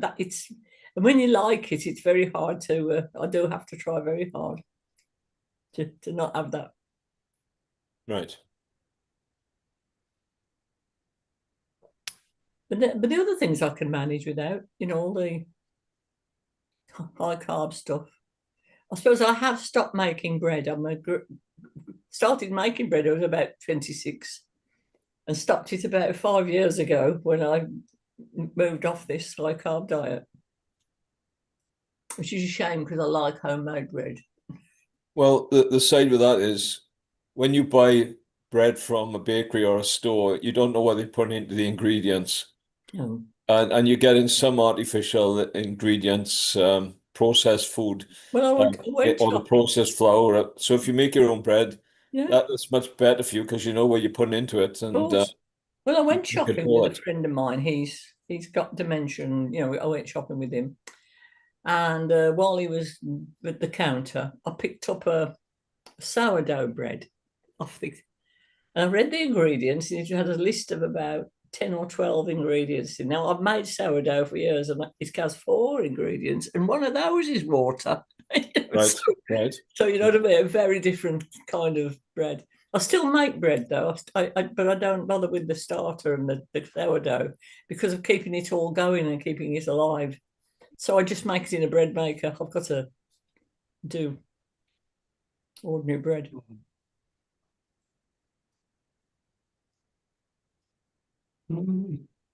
They specialist white packaged bread. Sorry, what? The white bread in Yeah, package. yeah. You don't a totally white. Well, it's an ultra processed food. We're always told to keep off these ultra processed foods. And we put stuff in it, but the No, other yeah, ones I have now, which are but even making plate loads with seeds in and stuff, are better. Yeah, even making my own, it's a bit difficult because if you make a full whole wheat bread, it comes out a bit like a brick, you know. And I'm quite a skilled bread maker, but it's very heavy. It can taste nice, but it's heavy. And most people, why white became so popular some years ago is because it is softer and more pleasant to eat. So I went through a whole series of trying different percentages of mixing whole wheat and white. And now I usually make it 75% whole wheat and just 25%, which gives it enough rise to make it a reasonably soft bread. It's something I can live with. Not that I eat much bread now. It's a couple of slices a week. Well, I used to eat it every day, you know. I eat less as well. Used to have bread with meals, but just in the morning, a piece of toast and odd sandwiches. There's other bread, you know, the better breads, I think, part wholemeal and stuff. But as you say, too much of it, it's, I know in France, the sticks there are much more crusty, more appetizing than stuff we get here, so-called baguettes. Well, yes, I mean, French baguettes, if they were here, I wouldn't be able to resist them. I could live on French baguettes. English baguettes are very different. Horrible crusts. They don't get that soft, crispy crust. And the sourdough give you a crunchy crust. It's different, but it's a different kind of crust. But I like both of those. But the French baguette, when you're in France and you can have and you buy them, have to buy them twice a day to get them fresh, don't you? Midday and morning. Right. So they cook the first one. Yeah. Oh yes, but no, and sugar, as you said, that's killer. I think kids are getting sweets, too much of sugar. That's too right. much of it, and I think might contribute towards artery problems. Yeah. Later on. Well, that's what you give me every time I see you, Roger. A pack of sweets. What? Go back to your ducks. But no, it's just too much of it, and you think, well, we don't need any of it. The white sugar polysaccharides, we just don't need it. You can get sugar, well, bits in fruit anyway. And I stopped putting sugar in tea to save my teeth. When I was younger, I had trouble. Yeah. It's to stop the build-up because it's a killer. And my mate's wife at the time, American, and I took her to the hospital because he wouldn't take her, he was so afraid. And she had to have 6 rotting roots taken out. It's too much sugar. The Americans got sugar on everything. Yeah. Even the cigars they got, King Edward cigars, they put sugar on that. They were crazy. And there was a film once with American soldiers saying, I'd like to get back home so they could eat sugar. They think, well, as you say, it's tempting, it soothes the tongue and all that, but deadly. Just don't need it. I'm somewhat opposed to people who use sweeteners and artificial sweeteners. They're worse than sugar. Artemis and saccharin. And I have a great belief that most diabetes has been caused by the fact that for the last 100 years they've been using sweeteners. Well, in about 1900, the average family would have had about 6 pounds of sugar a year. You know, I mean, it was A week. Now you'd be that much of a fortnight, wouldn't it? Almost with it's in everything you buy that's manufactured. It's you packets, even pickles. I bought some pickled onions. Now, why do they need sugar in? Well, somebody Somebody told me they even put sugar in toothpaste or something. I don't know. That's right. Right, hang on a minute. The Irish put sugar in toothpaste because it's Irish toothpaste. What? The Irish put sugar in toothpaste because it's Irish. I thought they put potatoes in Irish toothpaste, Carl. Yeah, but hang on a minute. We now you're being sensible. Thanks. Right. Okay then. Okay then. I thought this was a really nice little interesting story that I come across this week. It was nice and actually this is actually from Fox News. And well, the thing is we can't trust the BBC News anyway, so we may as well go to Fox News. So oh, you haven't heard about that, have you, Will? It's turned out that Donald Trump has been completely vindicated because the BBC have been doctoring his speeches on the BBC. Do you know about that? Yeah, I watch Sky. I have Sky News on my television, and I get the captions of the short cut-ins every day. And I read it. I watched it last night, in fact. And in fact, I remember Trump's speech from January the 6th. It was televised very extensively as it was going on in North America, and the fact that what was said in January 6th of 2021, if I correct myself, when he lost the election, and I certainly remember the speech as he said it, and I read the speech and I read the letter that was shown on Sky News what showed what was being said to the BBC. And I agree completely. The BBC have cocked it up. They've done this cut and paste, or the Panorama program did it, and they've done wrong. Now, whether they're going to have to pay £1 million compensation, I'm sure Trump will get some money. He won't get his $1 billion because he can file in Florida, and it won't be any good unless he can get it over to the Old Bailey. But basically, the BBC will be persona non grata in America now. Yeah, surely you'd think, though, that almost everybody could sue Trump for lying to us and for misleading us in every sense. I mean, and the kind of crimes he's committing, even against the American people now, you'd have thought there would have been some. I mean, I think the courts have been trying, but he seems to float over the lot, doesn't he? Well, he's way out. He's way out. Guys, I didn't mean us to talk. I didn't mean us to talk so much about that. Yes. But I'm sorry, Carl. I forgot. No, the point was. I mentioned this. This is a Fox News story, right? Yeah. So warriors found stacked in ancient well reveal violent tale of battlefield defeat. Archaeologists are telling us, and this is like out now today. This is great. It was out 6 o'clock this morning, so it's brilliant. So the whole point with this is what I said earlier on. The only people that can defeat Rome are the Romans. Yeah. So that was something really, really important that I wanted to make. Before the break, I've actually had a note come through. I said that Nylog Online has been in Rome for a year or more, and he says Tartaria was on reset. Rome San Caliso catacombs are 100 feet down. They are streets, not catacombs. I've walked through streets with shops and houses. San Sebastian catacombs. What he's saying is that there's a lot more in Rome than meets the eye. And when does this all date from? And I thank him for that.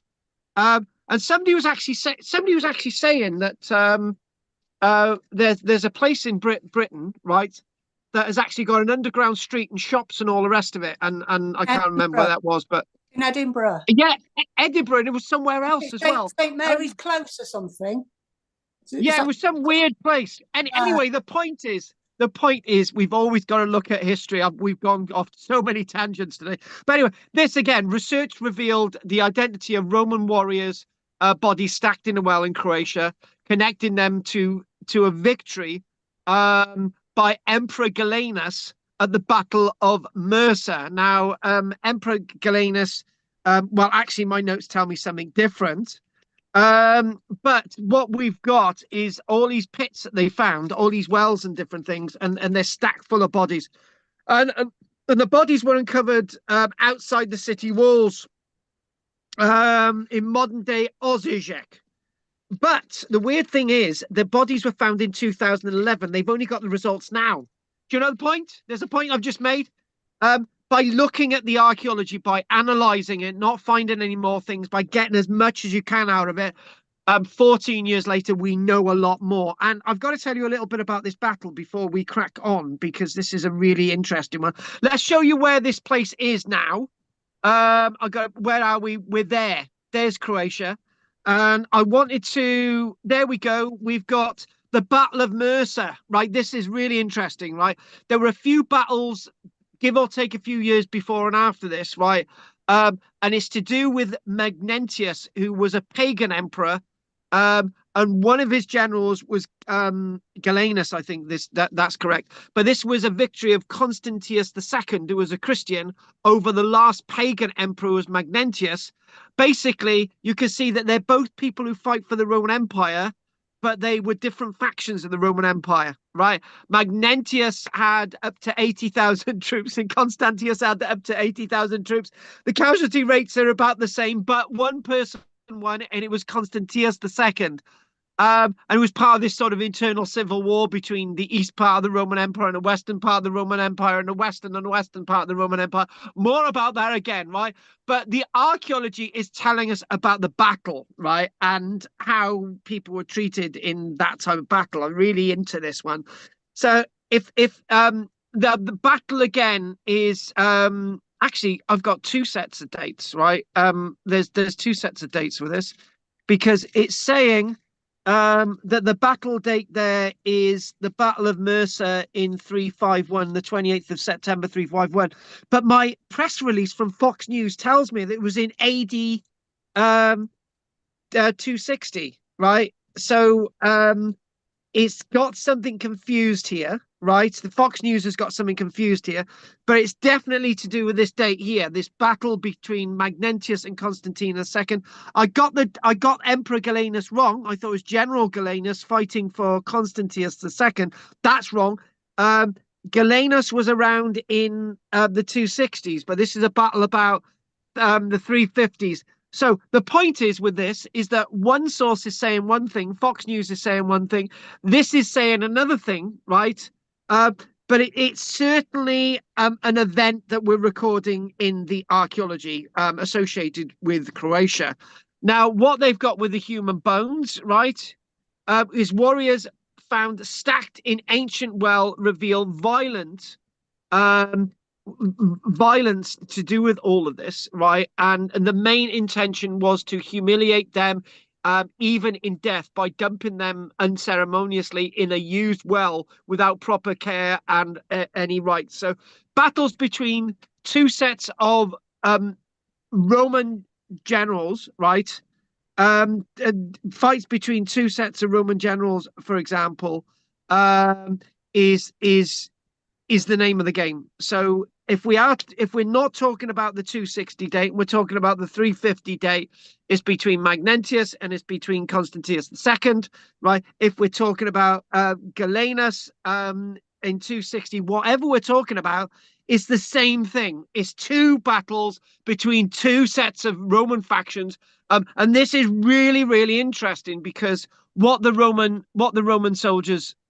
happening with the Roman soldiers who are defeated, they're being chucked into a well, which is the worst of the worst. They're not being cremated, they're just ending up in a well. Thousands and thousands of them dying in this battle. So what we talk about is what we do see with the Roman Empire as it's falling apart between the mid 200s all the way into the 300s. what we're talking about is crisis after crisis. Romans fighting against Romans, depleting their ability to fight external factions like the Parthians, like fighting the people on the northeastern frontier, like fighting people in Mauritania. These constant internal fighting between these imperial factions really drains the empire, really, really does.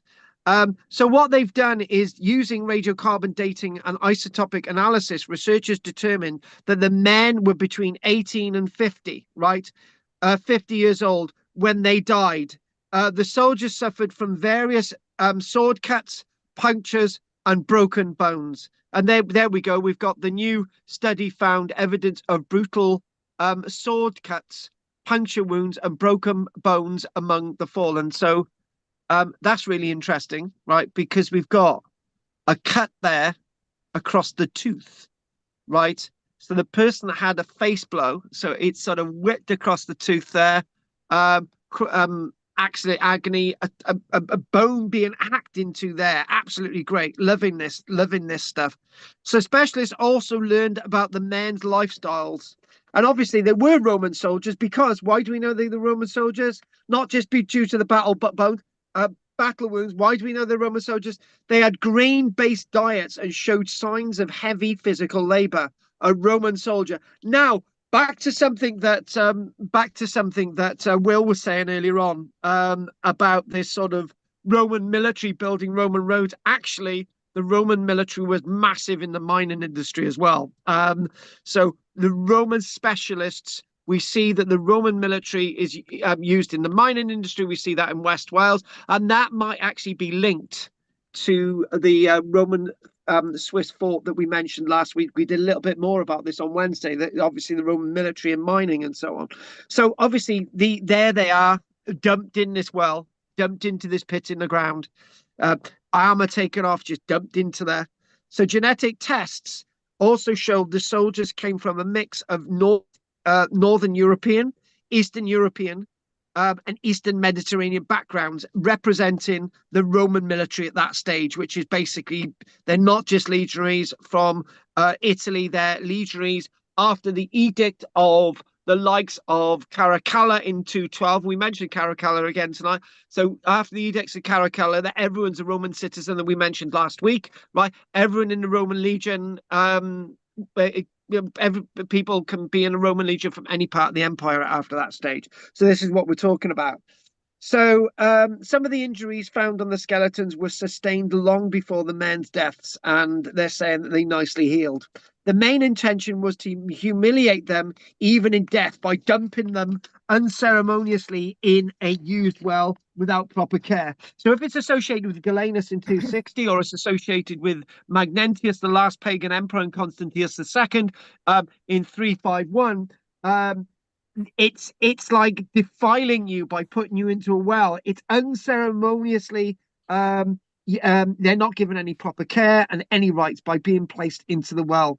So however, these injuries also tell us, and there's another image coming up there, injuries also tell us that these individuals led violent lives, and most of these can be associated with violence, especially blunt force injuries to the skull. They went through multiple episodes of violence.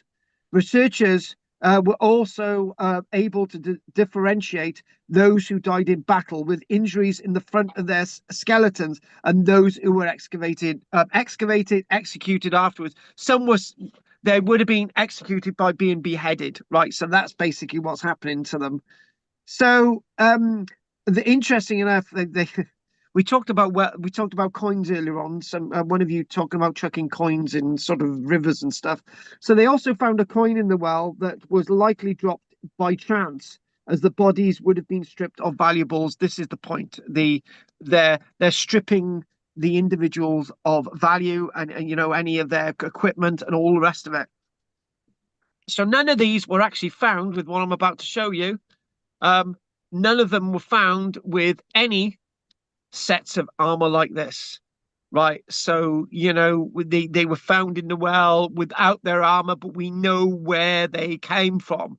Yeah, so again, looking at that wonderful image there, so again, 14 years later, they're now still studying the bones, which is great, which is really, really good. As I said, when Otz the Iceman was found in 1991, they're still studying his bones as well. So the main intention, again, these soldiers, if these soldiers belong to the winning side, our reasoning it is that they would be buried in formal graves. They're not buried in formal graves, so therefore they're from the other side. So so what we've got is 25 adult males were dumped in one of the wells. So there's actually more than one well on this image. And they found 25 adult males, and on top of them, the winning side dumped a cow carcass on top, which is a deliberate humiliation. So in other words, this cow. So why would you dump a cow carcass down a well when you can eat it? It's to humiliate those people that you've actually defeated. After the bodies were thrown in, the well was filled up and never used again. Naturally, there were bodies in it. Can you imagine putting a bucket down a well and coming up with a finger? It's not going to be very nice, is it? So we can deduce that from the position of the skeletons as they are located, and there you go, all over the place, higgledy-piggledy, one above each other and completely they're not disarticulated. They've been dumped in at one stage, so they're articulated but cunningly together. If the well was used sometime after they were dropped in, the skeletons would be at the bottom and completely mixed due to disintegration. So in other words, what they've got, they were dumped in there and were sealed up straight away. There are several known mass burials at the site, but most of these are associated with other things happening later, like the Justinian plague that was happening in the 530s and 540s. They were a lot earlier than that. So mass graves associated with wars and battles are quite rare, finding these in the archaeology. So I wanted to share that with you.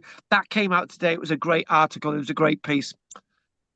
So what I did today, I decided to dive into a few books, and I was trying to link a couple of things together, really. And just to sort of get us back into the theme, we've got to invade Britain sooner than later.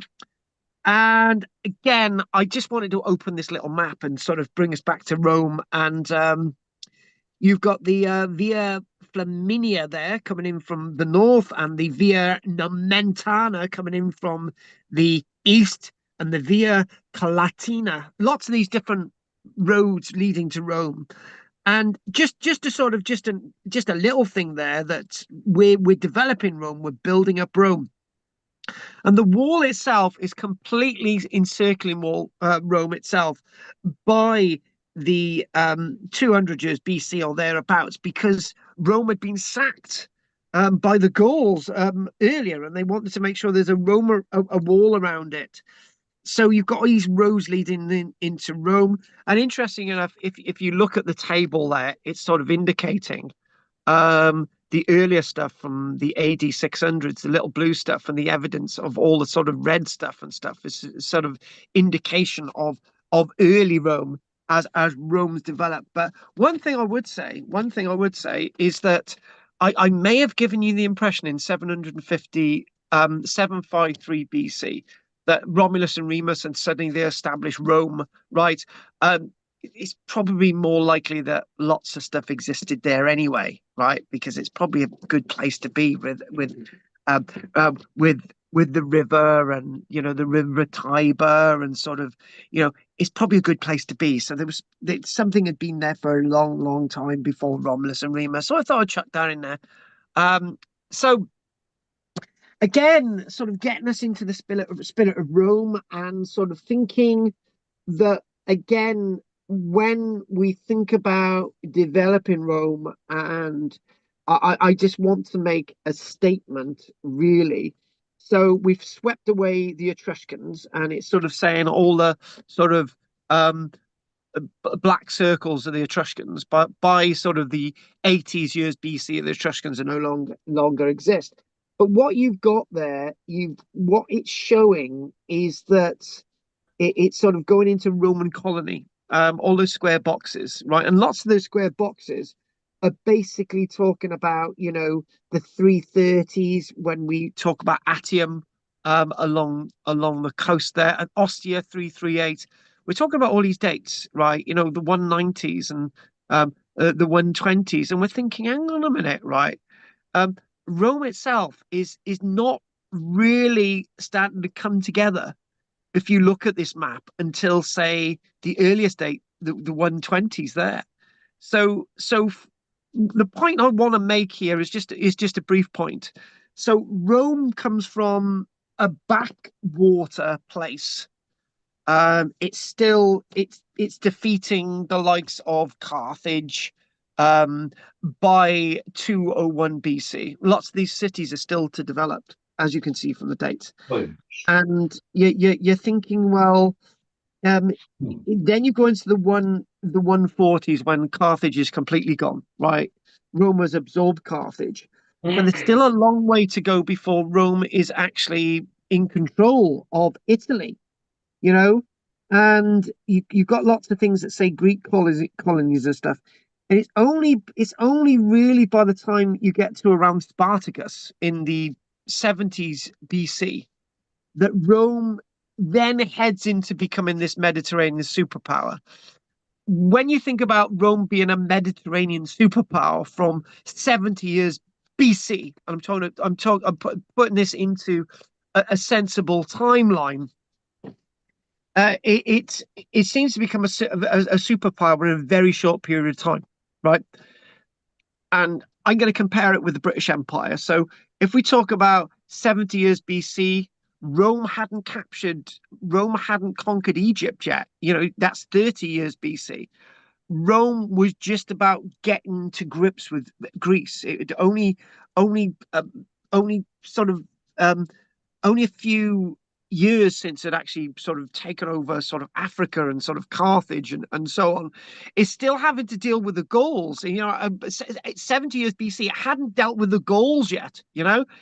That's going to be in 50 years BC, you know, 51 BC in Vercingetorix.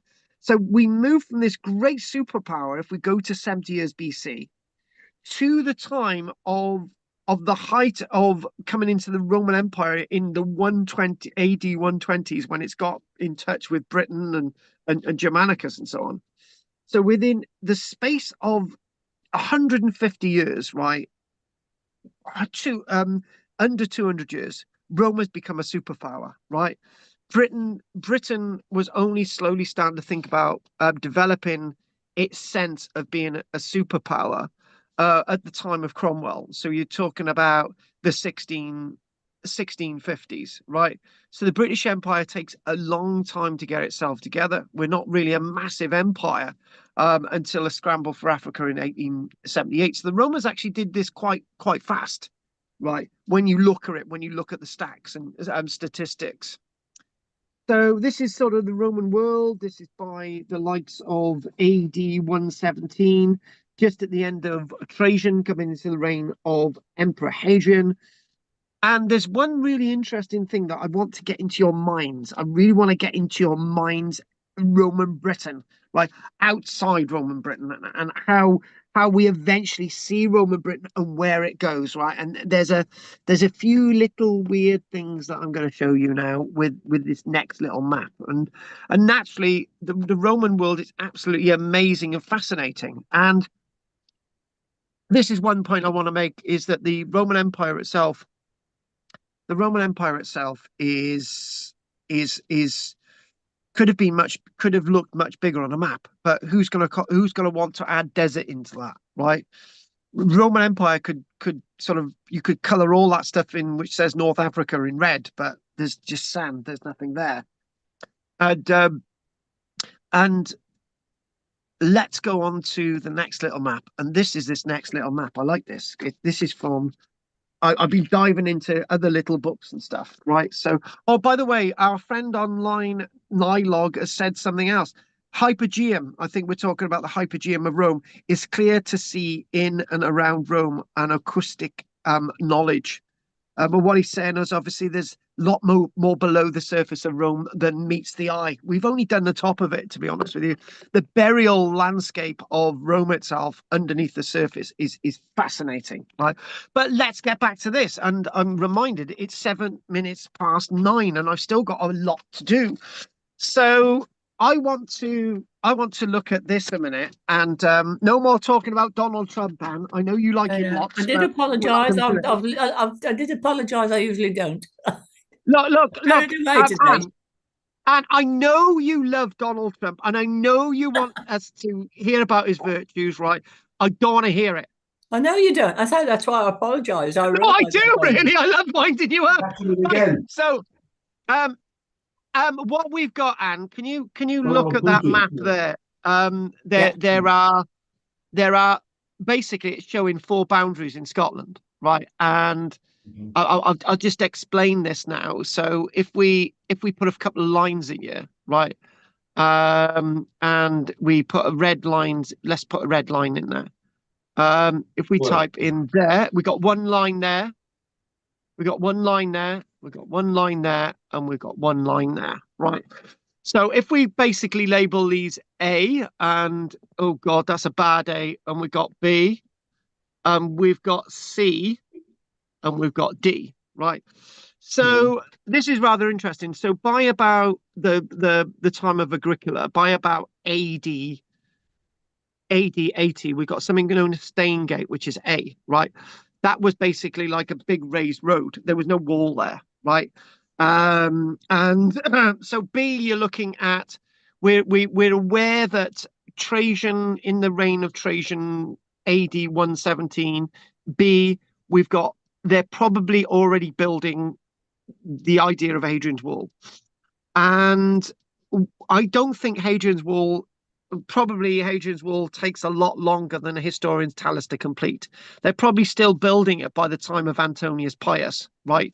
In the 140s, by the AD 140s, right? So interesting enough, I'm not going to go into the Antonine Wall. I'm going to go to C, right? Because C, there's something known as the Gask Ridge, right? Which few people talk about. And it's likely that there's another frontier. And there's also a place on there called Inch Tuthill, right? Which is this fascinating Roman fort, right? It's a huge Roman fort. It's so big that it could probably accommodate 2 large Roman legions, probably 12,000 men, probably their auxiliaries and everything, right? So there's another frontier beyond C, right?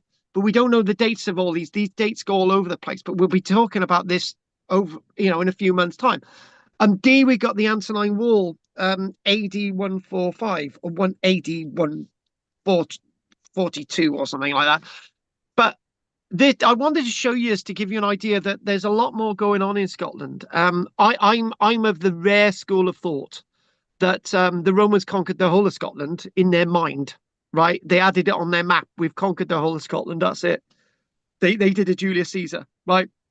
What Julius Caesar did in 54 BC, he basically said, I conquered Britain, it's mine. Because basically people from all over Britain apparently gave him tribute and a few slaves, and they basically said, right, it's mine, the country's mine, it's my place, but he didn't conquer it properly. And I believe that that's what happened in regards to the likes of Scotland. They basically said we've conquered Scotland, but they didn't get everywhere. But I do believe they've got to the furthest north of Scotland, just below the Orkney Isles. So I want to share that with you. I want to sort of put that in your minds, right? And again, this is that little map. I thought I'd share this with you again. All roads lead to Rome. Look at all those. Yeah. So there's so many of them. The Appia, the Appia, everything. And there's at least 7 massive aqueducts leading into Rome. Can I give you a little interesting fact? I keep loving to share this with you. Lots of the aqueducts for Hadrian's Wall come from the north, right? So if the Romans are using Hadrian's Wall as a defensive frontier, right? Why does their water come from the north, which they're trying to defend against? I'll leave that little egg in your mind. You can not answer that one, right? I love I always love maps like this when you're looking at places like Rome. And the reason why I put this on here is another big reason. And Nylog, put more information on your sort of journeys in Rome. Yeah, we're still online on YouTube. I want to chuck this on there because it's a really nice reconstruction of Rome. It's got aqueducts there. It's got Circus Maximus there. We're sort of into the Colosseum. We're looking at all of this wonderful stuff. We're looking at a map of Rome, population of 1 million people. Yeah, but Rome never ever did this in regards to Britain, right? It didn't. It simply didn't. Right. The closest place in Britain that we've got to this is York. And I made a statement there because when the Roman Empire Emperor Septimus Severus, who was a black Roman emperor, born in Africa, when he came to York, right, and the stupid man, he had gangrene in one of his limbs, and his son Geta and Caracalla basically said, "Dad, just cut that limb off." And he said, "I don't want to be seen as a cripple, an emperor. I don't want to be seen as a cripple, right? I prefer to die and be immortalized as a god intact than have one of my limbs cut off." And he died of gangrene, right, in York. So the closest place in Britain that could have looked anything like Rome was York, but it would have been a tiny bit of it, right? And there's one interesting point about this. Again, I love maps like this. I really do. I used to do this in the National Geographic. When we think about Londinium, roughly sometime in the mid 300s, probably about 330s, 340s, or something like that. The last time that they were making coins in Londinium, which was, I think, the last date that we got, about 320s when they were making coins in Britain, something like that. They demolished the basilica in Londinium because it was too big and they didn't need it. We see that in the archaeology. This massive basilicas demolished in the Roman period by the Romans, and they used the material elsewhere in the Roman city. We know how big it was because we know that stuff came from the great massive basilica in Londinium. They didn't need it because they could not make Londinium like Rome. They couldn't do it because Britain was different. Britain had a different idea of what being Roman was about. It really, really did. Now, when we think about this ties, that statement ties in with this, right? Glass, decorated pottery, carvings, mosaics. This is what this is to be emboldened and embody Rome, right? Lots of people in Britain had bits of stuff like this, right? In the Roman era. When we think about the likes of Orkney, we find little bits of glass. Me and Michelle have seen bits of glass in the Kirkwall Museum, and we should go to Orkney soon, Michelle. We've got to. And you see all these little bits around Britain, right? But it's very rare that you see all these things together, because we grab a little bit of Rome, but it's trying to put it together. They're not complete Romans. It's an idea of Rome. It's how we do Rome, right? And that's why we don't get the great temples in Britain. And I keep saying that. What I'm trying to say is that it's our Rome in Britain. People used to call it Romano-British. I don't like that term, Romano-British.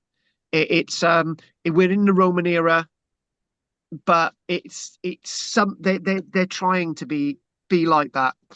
And when we look at that, of course, this is going to be one of Andy's favorites today. This is what's the description of that? I've got a mosaic, etc. A bowl, oh God, a ship carrying cask of wine from a tombstone in Nijmegen in Germany. Yes. Yeah, we got Nijmegen in Germany. Lots of Roman stuff, and this is sometime in the 200s, right? And you've got this associated with a tomb. and usually you get these types of carvings associated with the tomb. It might be a lion or something like this, and again, it's to basically say, look, I've got the Roman idea, and look at that there. There's an eye. We love it. But this is a trireme. This is something in the AD 200s. But this is like a Roman craft, and it's still being used and utilized. There's going to be a sale there as well, somewhere along the line as well. And you've got maybe 2 redders at the back, maybe 1, not sure. But again, the idea of Rome. Now, this is rather interesting, right? Because this here, this is on the front cover of a book by Simon Elliott. And I want you guys to use this as your research for next week. And this is supposedly another Roman road in Britain, but this has also been declassified as being a Roman road. Wouldn't it be? Oh, I tell you what, right? I remember seeing an image of this when I was a child, and I thought, oh my God, that's what a Roman road looks like. So again, when I went out my own doorstep, and I thought, wow, this is like the one at Cowbridge. I thought the Cowbridge Common. I thought, wow, I'm going to find one of these things. I never did. And when we sent wonderful Judith on Wade's Causeway, right? I wanted her to find something like this, and she didn't. So this is another location in Britain, and I want you guys to do research to find this. And this is only a stretch. This is only a mile long as well. Right? Don't shout it out, Will. So what I'm going to do now, this is, I want us to come into a bit of a timeline, right? And I've got, this sort of puts us into sort of the events and sort of, and then we've got a big gap in the middle, and we've got like this at the end. I want to explain this, and so we can get a little bit of an idea. There's a few battles and stuff there, and look at all these Roman emperors. There's 121 and counting. We know that there's more Roman emperors than this that only reigned for about a week or so. I've said to Michelle, right, that I've got a book here called Rome and Byzantium. The book is worth 300 quid, right? And I treat it like a dog. But I said, if anything happens to me, make sure you sell this to Andy for the reduced price of 200 quid. But the point is you go through this, and it's like it's a beautiful book. I bought this, and it's an absolute beautiful book. And actually, it shows 126 Roman emperors in you, not 121. But the fact of the matter is, it shows reigns of Roman emperors of, 6 years, 1 year, 6 months, 2 months, Roman emperors of 2 months, almost 8 months, some 28 days. The Roman emperor who reigned 28 days, I kid you not, he's called Napoleon, early in 350. And one of the things, I've jumped the gun, by the way. Sorry, folks. I got too excited because this is the type of thing I get excited about.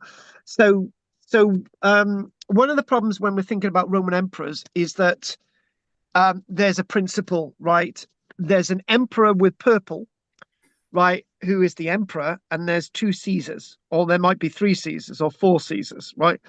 Let me just keep this here. Let me put this across. So say for example, I've got to get my book out to give you an example. So here we go. The best example is Septimus Severus. So Septimus Severus was the emperor, right? And where is Septimus Severus on here? On there he is, emperor. So Septimus Severus was the emperor from 193 to 211, right?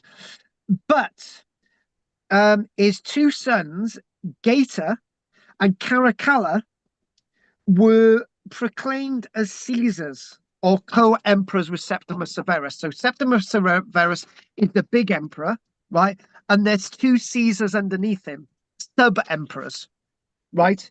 And in this case, it was Caracalla and Geta, right? So this is really important to think about that, because there is not just one person in charge of the empire. And what happened when the empire divided in West and East, when there was a Western empire based in Rome, which collapsed in AD 476, and you've got the East Empire that reigns all the way through to when Mehmed the Great, Mehmed II, captures it in 1453, right? AD 1453. Yeah, that's the Byzantine Empire, Byzantium. That's all that's left of it. That was the Eastern Roman Empire. So later on, what would happen at the time of Diocletian in the early 300s, there would basically be a Western Roman Emperor and an Eastern Roman Emperor, and one of them would be the big guy, right? That would deal with having two Caesars, one based in one place, one based in another. One of them might be the superior emperor, or there might be one big emperor, as in the case of Septimus Severus, Caracalla, and Gaeta. So it gets very, very confusing. This is why you've got all these different emperors and stuff, and it's fascinating stuff. And the one that's really fascinating that sticks out here is Theodosius. Now, Theodosius is one of the most one of the big influential Roman emperors that you could talk about. And why? By the time he died in 395, right, Theodosius had abolished every single religion other than Christianity in the Roman Empire. The only religion in the Roman Empire was now Christianity. There was no other religions in the Roman Empire ever, right? Except what we got, the Roman villa, Luddington. Oh God, the name's gone out my head. By London. What they found is that the people had a secret pagan temple underground, right? The Mithraeum. Luddingston, that's it. The Roman villa at Luddingston, the villa at Luddingston, Kent, south east of London. Basically, they had a little temple underneath, a Mithraeum underneath, a pagan temple, and a Christian one above. But all pagan religions were banned, and me and Roger would now be upset with hearing the fact that the Temple of the Vestal Virgins by 395 was now closed because it was a pagan temple. Sod it. What happened to the Vestal Virgins is another story altogether, but we'll do that when we come to it. By the way, Nylog is writing some really nice things about sort of no pagan left unturned. I don't know what that means, but basically that's it. It's a really good point. No pagan left unturned. Paganism went underground, right? Christianity was the religion of the Roman Empire by 395. And the big point that I'm trying to make is that Christianity itself is the legacy of Rome, thanks to Theodosius I. It all started off with the death of Constantine the Great on his deathbed on 337. He was converted to Christianity, being the first true Christian Roman emperor on his deathbed, and he died at Constantinople, not Rome. Right. So what we're going to do, as you can tell, this stuff really fascinates me. So what I want to do is I just want to go through this table to sort of we're looking at all this early stuff and how Rome becomes Rome. You know, this timeline. And it's specifically from the book Roman Conquest Britain by Simon Elliott, with that image that I've just shown you on the front, the road, which is your homework. And William, give everyone a chance before you send me anything, right? Because Judith is going to tackle this one as well. So, right. So what we've got here, some words there, 309 BC, the overthrow of Tarquin the Proud. King Tarquin the Proud. There were kings up until 509. So you go back to the date of 753 BC, all the way to 509. Rome itself is starting to come of age, right? Overthrow of Tarquin the Proud, who was actually a king. Then you've got the words Roman Republic begins. Now, the Roman Republic is fascinating. There's lots of sort of interesting figures in the Roman Republic, and this is where the idea of two leaders came into its own, right? And what I mean by the two leaders came into its own was that the Senate itself would elect two individuals, maybe a plebeian, or from one of the other parties in the Senate, right? And what would happen is that two would be elected from two separate political parties. Hence why in Britain we only had two political parties until recently, the Conservatives and the Labour Party, right? That's based on this old Roman idea that one should be, power should be shared, right? but we didn't take that on board in British politics, right? And the idea of having elections every year, that was something that they campaigned in the 1830s, but that never came about. But that's the Roman idea. So there would be an election by the Senate every year of two leaders, right? If one leader would become corrupt, then the other leader would get the backing of the Senate to get rid of him, or usually at him. I don't know if there's a female. There are females leaders in this list, by the way, but I'm not doing that today. So this is where we get the idea of the Caesars from. So Septimus Severus and his two sons, Caracalla, Geta, they represented balance in the empire, right? And this is where you get balance in the force. That goes into Star Wars. So the idea of two leaders, but it didn't really work that way because you had the big guy, right? Like the big emperor like Hadrian and so on. But that's where we get the idea of the two Caesars from, the idea of the Roman Republic. But when the Republic was dissolved by 30 years BC, that's when we get the empire. So you've got all these little wars coming up, the Cimbrian War, 113, and you've got this here is talking about elected consul. The consul itself was somebody that usually is elected to deal with war situations. You got the date there, 100 years BC, Gaius Julius Caesar had become very important. Sulla's first civil war. This sort of great Sulla wants to become a dictator. The Senate doesn't like it. 88 BC.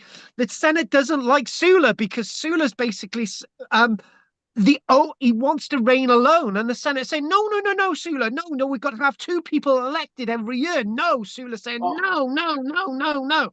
So this is where we got Marius dying there, and we've got 83 BC, another Sulla war. And then what we've got is we've got a little bit of a story about Caesar. It was 75 BC. We got Caesar captured by Sicilian pirates from Rhodes. And then, interesting enough, the date that we don't have there is the Spartan uprising. So you've got we've got that up until roughly 73, 72, 71 BC. So we've got Spartacus and what happened with that. We know what happened with that.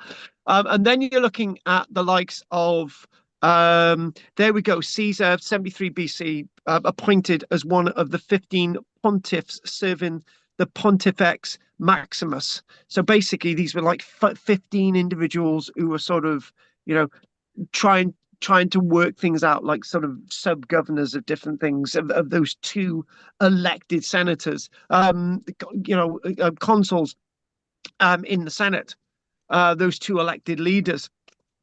So then you go all the way down here. Caesar is elected one of the consuls, right, to deal with war situations, but it goes to his head, right? And Julius Caesar starts heading armies, right, into the likes of Belgium in 57 BC. You're looking at the likes of 56 BC, and you're talking about the first invasion that he wants to do involving Britain, right? And there you go. The actual invasion that did actually physically take place in 55 BC and 54 BC, Caesar's second incursion in Britain. So we're looking at all these different dates, 53, and we're looking at 52. That's interesting to us, Vercingetorix, 52, and Rome finally conquers France, right? We got Julius Caesar again, crosses the Rubicon River, and the 48 BC, you've got the death of Pompey in Egypt. This great figure, Pompey. Then you've got, it goes all the way down, right? And then 44 BC, Julius Caesar is actually assassinated. And you've got all these battles. Battle of Actium, for example, that's in Egypt. This is the battle where Cleopatra, we mentioned last week, or the week before, was defeated. 30 BC, they conquer, they grab Egypt. It's part of the Roman Empire. This is when things kick off. But you're looking at this and things don't always go right for Rome. AD 9, Varus's 3 legions together with 9 auxiliary units completely destroyed. It's likely from approximately 40,000 men, half a dozen survive. They're completely wiped out. And they're wiped out by Arminius. Arminius is actually a Roman trained auxiliary. See, again, the one who defeats the Romans is somebody who's trained to be like a Roman, Arminius. And then this interesting thing that I'm obsessed with, Caligula's planned invasion of Britain aborted. I don't think it ever was. I think it did happen, but that's something that I'm not going to be able to prove anytime soon. But Caligula is somebody whose name is, is abandoned from the Roman record books. Okay, is become a Demeter More. His name is removed from the records, and anything that he may have done that was great, i.e., invaded Britain, would have been scrubbed from history. And then we're thinking about AD 43, the third and successful Roman invasion of Britain under the Emperor Claudius. My mind as an archaeologist says that there's something not right about AD 43, right? I'm probably the only archaeologist to say that, but there's something not quite right about it because it seems to be too easy. The history is written too well. How is it Claudius managed to conquer Britain when the finest one of Rome's finest generals was not able to conquer it completely successfully, right? I.e., in the eyes of Julius Caesar. Questions. Now, as we sort of gather to the end of what we're doing today, and I do know it's 9:33, I just want to chuck these at you because these things keep coming up. This stuff keeps coming up all the time, right? So what stuff keeps coming up? The British aristocracy throw out their Roman administration with the diocese cut adrift from the remaining parts of the Western Empire. Diocese, Christianity. Christianity is only 15 years. It's only been like the official religion of the Roman Empire. And then the words, the Western Emperor Honorius allegedly tells the Britons to look to their own defense. We now believe that that's a place in southern Italy. What was going on in 410? Because it's not what we're seeing in the archaeology now. The archaeology tells us that the Romans are still building Roman villas and creating mosaics into the 420s. That's 10 years after this. The garrison at Burd Oswald is still there. Carlisle is still operating as a city in the 450s. Viraconium, we've looked at other evidence that we've seen up in the north, that there's a massive industrial push up in northern England into the 420s, 430s. So that date isn't exactly correct, 410. It's wrong. It's the same year that Rome was sacked, strangely enough. 411, Constantius III is captured and executed on the orders of Honorius. Constantius III is actually a Roman general who becomes a Roman emperor, who takes Roman troops from Britain in AD 407, right? But he's executed. He's one of those extra Roman emperor Caesar type geezers. Again, complicated stuff. Germanus visits Britain to debate with the Pelagian Christians here, another sect of Christianity. We've already got our form of Christianity before before this Roman sort of sub-Catholic Christianity. Further conflict takes place with Scots and Picts raiders. Hang on, if conflict is taking place between the Scots and the Picts raiders, who's fighting those battles? Obviously, it's the Roman administration, right? 430, the effective end of coin use in Britain. Why are people still using coins in Britain if Roman administration had been kicked out in 410? Do you see the problems with the errors with all this stuff? This is really interesting. 446, the Britons appeal to Aetius, who's now like a general in Rome, who's now dealing with Rome, not an emperor. He's sort of he's a general. So the groans of the Britons request for military assistance, but no troops are available to help at this time. Rome is on its last knees, right? 30 years it's gone. So 451, the Magister Militium, this is like the big guy, sort of general. Flavius Aetius defeats Attila the Hun at the Battle of Catullian Plains. Now, Aetius, this great general Aetius, defeats the Huns, right? The Hunnic people. They'd been a pain. It was the Huns who'd sacked Rome in 410, right? So they'd been around for 41 years. There we go. That date, 476. The last Western emperor, Romulus Augustulus. Romulus Augustus is deposed by his Magister Melitum, Flavius Audacia, the end of the Roman Empire in the West. And that's really interesting. The Magister Melitum, again, General Flavius Audacia. He was a general, a Roman general, deposes the Roman emperor. It's a Roman deposing a Roman emperor, right? Romulus Augustus wasn't that old, actually. And what Flavius Audacia said, as a true Roman, he gathered all the sort of all the bits of which said that Rome was all powerful in the West. He gathered them together in a box, put them on a craft, sent them to the emperor in Constantinople, the Eastern Roman Emperor, and said, "We have now given up the Roman Empire in the West, right? Here are the seeds, the offerings of office, and the Western Empire no longer exists." So we've already done this chart. We've already looked at this, and again, we'll come to an end very soon. So there's the first Roman emperor there, Augustus. There we go, proclaimed emperor in 27 BC. So the start of the Roman Empire is roughly about 30 BC, but it's the emperor, the 27th of BC. This is the great Augustus. Octavian, actually, that's his other name, Octavian Augustus. And there we go, great nephew and adopted son of Julius Caesar.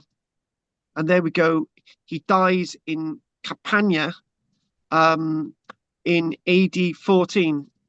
And it's said that when he lost his legions, when Varus lost the legions in AD 9, Augustus would wander the halls of Rome saying, "Bring back my legions."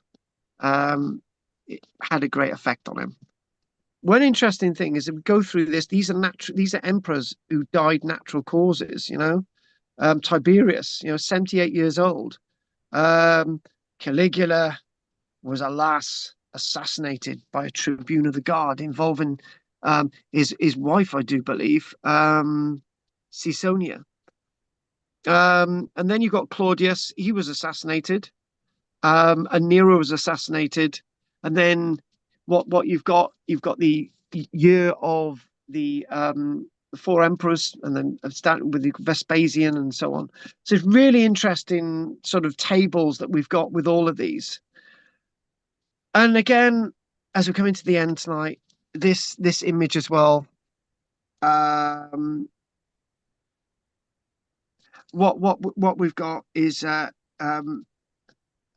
of Nylog is also saying on YouTube, the quote from "No pagan left unturned" comes from somebody by the name of Alcmaeon, supposedly said "no pagan left unturned." So in other words, unturned as in you've got to turn a pagan into a Christian, which is not truly what happened in every case, but that's something else.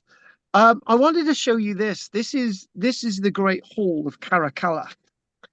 And Caracalla was that Roman emperor who was the son of Septimus Severus. Again, building a great structure like this, the pure embodied embodiment of Rome. Nothing like this was ever built in Britain. There were these types of buildings from Germany all the way into the likes of France and Spain and Italy, but we never had anything like this here. Like, the nearest we could probably say that we had anything like this was in fact the building, the workhouse building, the great bathhouse building, Viraconian Roxeter, but not at this height. But obviously the grandiose nature of Rome. More of this to come. I'm thinking maybe I'm not going to give this justice tonight, but and what we just saw was the baths of Caracalla. So probably not going to do this bit justice, but this is actually found. This helmet, this parade helmet, cavalry parade helmet, was found at Ribchester, Lancashire. And this is now displayed in the British Museum, and this is a Roman military parade helmet. And you occasionally see this in some of those weird sort of Hollywood films. These were made of bronze, completely contained the face. Obviously, cavalry parade drills, which it would be extremely rare finding something like this. And this little bit now, I just want to give you a couple of facts and figures to sort of go away with tonight. So what we've got is the Roman army itself. You've got the legions, you've got the auxiliary. The auxiliary were known as the ALA, ALA. Okay. And start again. That's wrong. I got that wrong. The auxiliary were known as auxiliaries. The cavalry were known as the ALA. Glad I corrected that in time. The cavalry were known as the ALA, right? And the auxiliary, obviously, known as the auxiliary. So you've got legions of about 5,500 men. You'd have another 5,000 men, which were the auxiliaries that would be attached to the legions. And usually a legion would be supported by 500 cavalry or ALA. The problem is with that is that the Roman army was very much reliant upon its infantry. So when it's coming across the people like the Goths and the Hun and the Parthians, who were very highly reliant on their cavalry and not their infantry, like the Romans came a cropper. So if the enemy's got more cavalry, outnumbering your cavalry quite considerably, right, your maneuverability on the battlefield is going to be less than the enemy. And this is eventually the downfall of the Roman military. And another downfall of the Roman military was to enlist people from outside the empire to help in your cavalry, outside the empire, not within, outside, not conquered territories, but outside the empire. And then lots of them would start to betray the Roman army that they were fighting for. This is actually based on Lorica segmenta found at Corbridge, the Roman fort at Corbridge. This is a Roman British example of segmented Lorica armor. And you can see that this gives you, that's the front, and this gives you maneuverability on the battlefield. And what we've got is that we've got examples of this being found at Corbridge and other bits and pieces being found at Bird Oswald. So we're gonna and finally, I just want to mention three things, right? The site that Will keeps mentioning is a place known as Getley Gaia, which is there, and that indicates that, as you can see on the map there, that indicates part of the Roman fort. And also, if we go down, this is the extensive burial ground, which we know, we believe, and we know that that's an extension to the Vicus and the Roman military operations. But however, lots of these fields are still empty north of Getley Gaia simply because they contain protected, scheduled Roman remains that were excavated mainly turn of the 1900s and the 1920s. And this is, look at those remains there. Don't they look absolutely unbelievable? And that's in a book known as Caer Feinig, which means Roman in Welsh, and that's the Getley Gaia Roman fort. And those were the levels of preservation of the remains. Some of the walls nearly up to 2 meters high, and that's a hypercore system, the Peli. And again, lots of these sites in Britain and in Wales are extremely well preserved. So what I'm going to say is, anyone got any questions, we're going to come to that now. And anyone who's got any questions online, YouTube will be great to answer. Obviously, Dave left us about 5 hours ago. So, right, let's start off with Judith. Oh, heck. loads. I don't know where to start. The cow thing. I tell you what, why don't we leave you think, but give us one thing first. The cows on the bodies in the pit. Nice.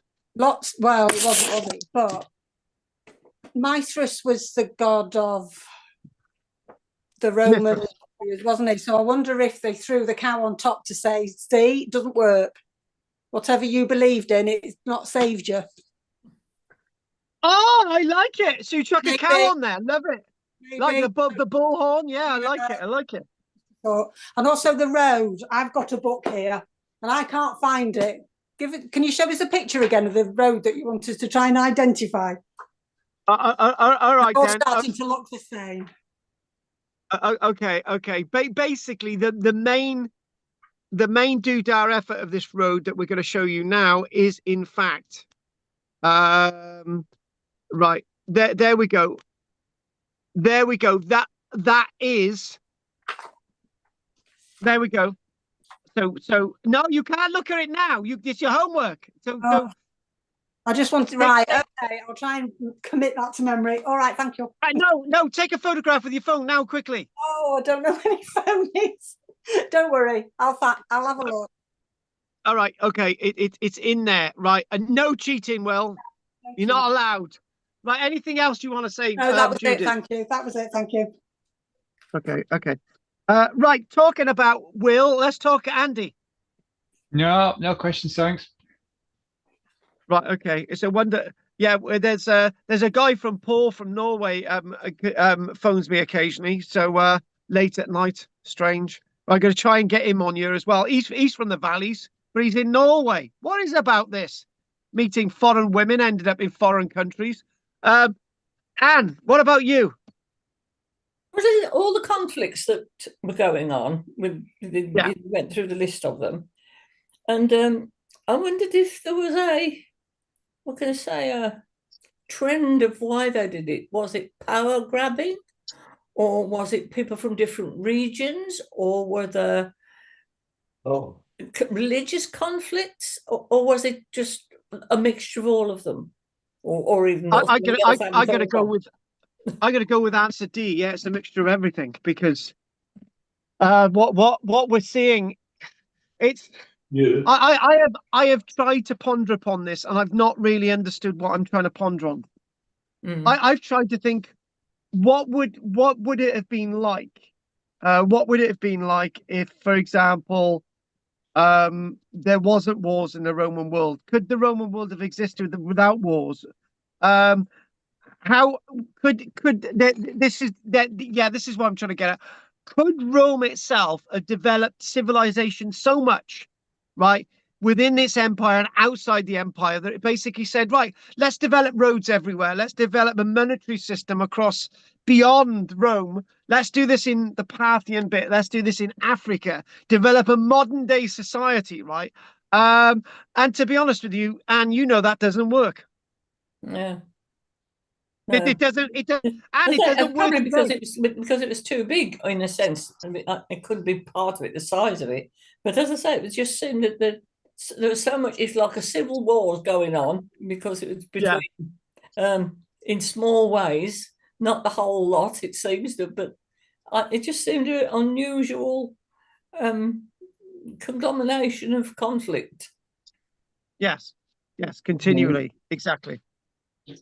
It's a difficult one to answer, but I've thought that, and it's just like thinking, well, even if you try to civilize the world, right, like the Greeks did, Alexander the Great did a good job. Weirdly enough, Alexander the Great did a great job, right? But Alexander the Great didn't go west, right? He decided to do all that bit, and he died. He died too young, and it was just like, what would Alexander the Great have done next, right? Just think, Alexander the Great was only over the hill from the Chinese, basically, and it's, I think, would he have tackled the Chinese, and but would he have needed to tackle the Chinese? Because Alexander the Great realized that he didn't want to go any further west, because the Phoenicians basically said, look, Alexander, you don't want to go west. because they're our friends. All right, then I won't do it. He was sensible, right? And they were trading partners. So, but there were lots of pirates and things around, so it's very difficult. That conflict is going to come sooner or later. Yeah, yeah. Well, thank you for that. Okay, thanks, Anne. Right, what about you, Andy Pandy?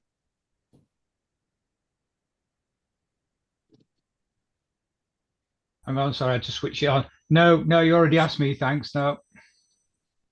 Right, okay then. Over to Will. No, it's all good. I'm reading lots of material into Julius Caesar's writings from Arthur Trust in English, not in Latin. All kinds of good material. One consideration, the numbering of the legions didn't become formulated until about the time of Caesar. Before that, they were mostly attributed to the people who raised them and paid for them. And to say that as the legions were formed later, and you had the different groupings of legions, you had some that were beaten up and conquered that actually were split up and renamed and added on to other legions. But the legions themselves, the formal titling of legions. So when we start looking for plaques, for instance, at Gettiger, you're looking for the name of a named legion, which should be in the 9th Germania, who came from, in fact, northern Germany and or Pannonia further down, whichever it happened to be. So very dramatic in the sense of how the legions were named. Might be for a topic for later down the road. And the weird thing, back to the end of that, is that by about the 400s, the concept of the Roman legion had gone out the window. Except there were a couple of things. Oh, we're going to keep calling ourselves a Roman legion, but the concept had gone.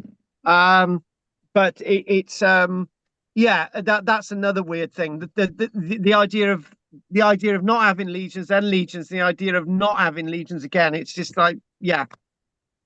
There was somebody who did a study of this recently, and they said that even into like the 700-800s, there were still military groupings in Europe who kept their standards from the old Roman Empire, who sort of kept to that idea and that training. So that didn't go with the loss of the Western Empire. In some areas, there are still people who still feel themselves as the Roman military, but that eventually goes. And that's probably the thinking of some of the troops in Britain. You know, we're not going back to Rome. We're staying here. We got wives and children. You know, we're going to keep the garrison going until the 450s or 460s. And then and it's like, well, what are we doing now? Right. Okay. All right, we'll serve for this guy, go down the road, and we'll fight for him, you know, and we'll just keep the structure together. I don't know. Anyway, thanks for that, Will. And finally, Roger, babe. No, it's fine. Just soaking up the detail of all these leaders who did what, and the comments about the downfall of the Romans, especially the Western Empire, was the lack of cavalry, which was interesting. And so wonder they didn't ever upgrade the army to include more, which is where later on the Saxons fell down, battle of, with the Normans.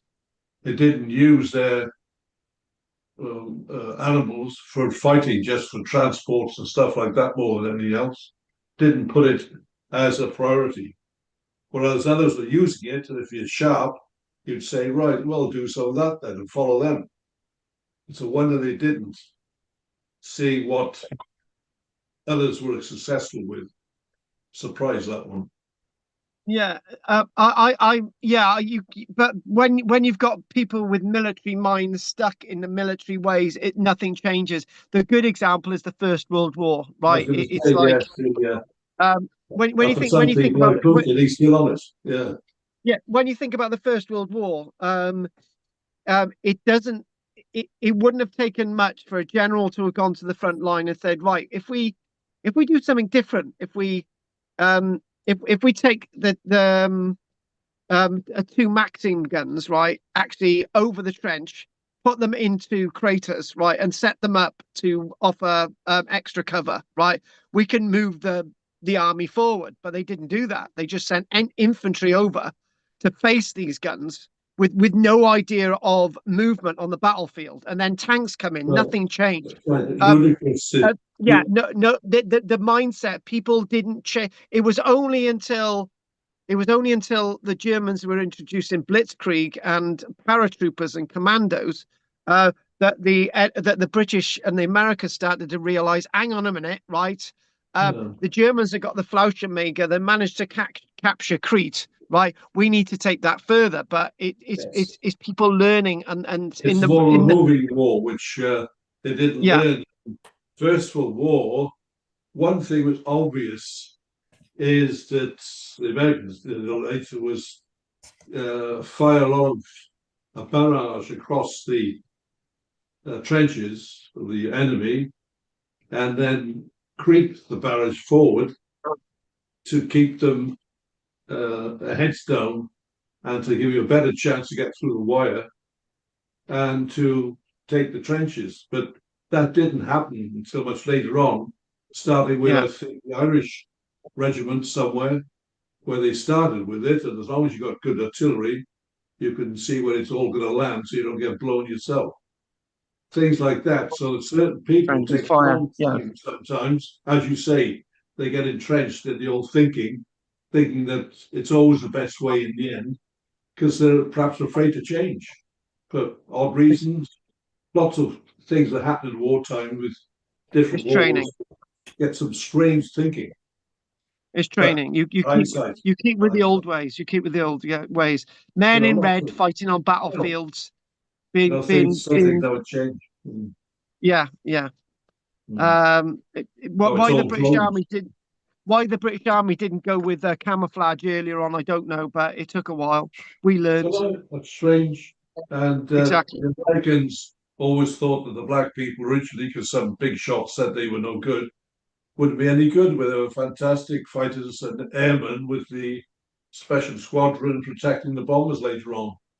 You know, a lot was just assumed by some big shot who was grand, rich, or famous or something, and no one else would change it until it was obvious something was wrong.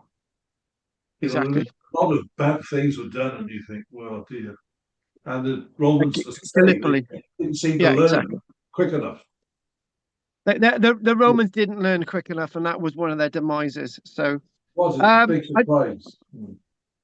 Anyway, I'm just going to say the thanks for the people on YouTube tonight as well. We got Nylog. He's just sent me a donation, so that's brilliant. And back again next Tuesday as well at 7:10. Is anyone else wanting to say anything tonight? No, thanks. No, well, it's been a long one. Again, 10 o'clock. We're not supposed to be doing it this late, folks. Andy's supposed to be in bed 4 hours ago. If nobody wants to say anything else, Andy, you want to say something quickly before we go? No, I'm good, thank you. I'm just agreeing with you. Okay, well, I really appreciate everybody's I really appreciate everybody's support tonight and everybody online. So thank you very much, Roger, Will, and Andy, Judith. And best of luck trying to find that Roman road. See you next Tuesday. Thanks so much. Right. Thanks. Bye, Carl. Thanks. My pleasure. My pleasure. Night, folks. Night. Sorted. Thank you, Nylog, for putting the donation through tonight. And anyone wants to join as well, please do so. Press the join button. And I really appreciate the donation of £9.99. That's really, really good. Really kind of you. Thank you very much. And I'm off now. So we got on tomorrow, Wednesday. So we'll develop all these ideas. That one weird thing with Galenus was the in 260 Galenus's victory, and then it's talking about another battle in 361. So maybe I can explore that a little bit tomorrow night, Wednesday, with that site, the battle site in Croatia. So we'll look at that. So tomorrow, Wednesday, usual time, 7:10. Again, everybody, thank you for your the donation from Nylog as well. Thank you very much. And everybody, thank you very much for your help and assistance and being there with me and online. And again, don't forget to like, subscribe and join. Nos da chi, gwelwch chi eto. Just going to go in the chat again. Good bit of response on YouTube tonight. First time in ages. I haven't seen Elise in a while, but hopefully we'll see her soon.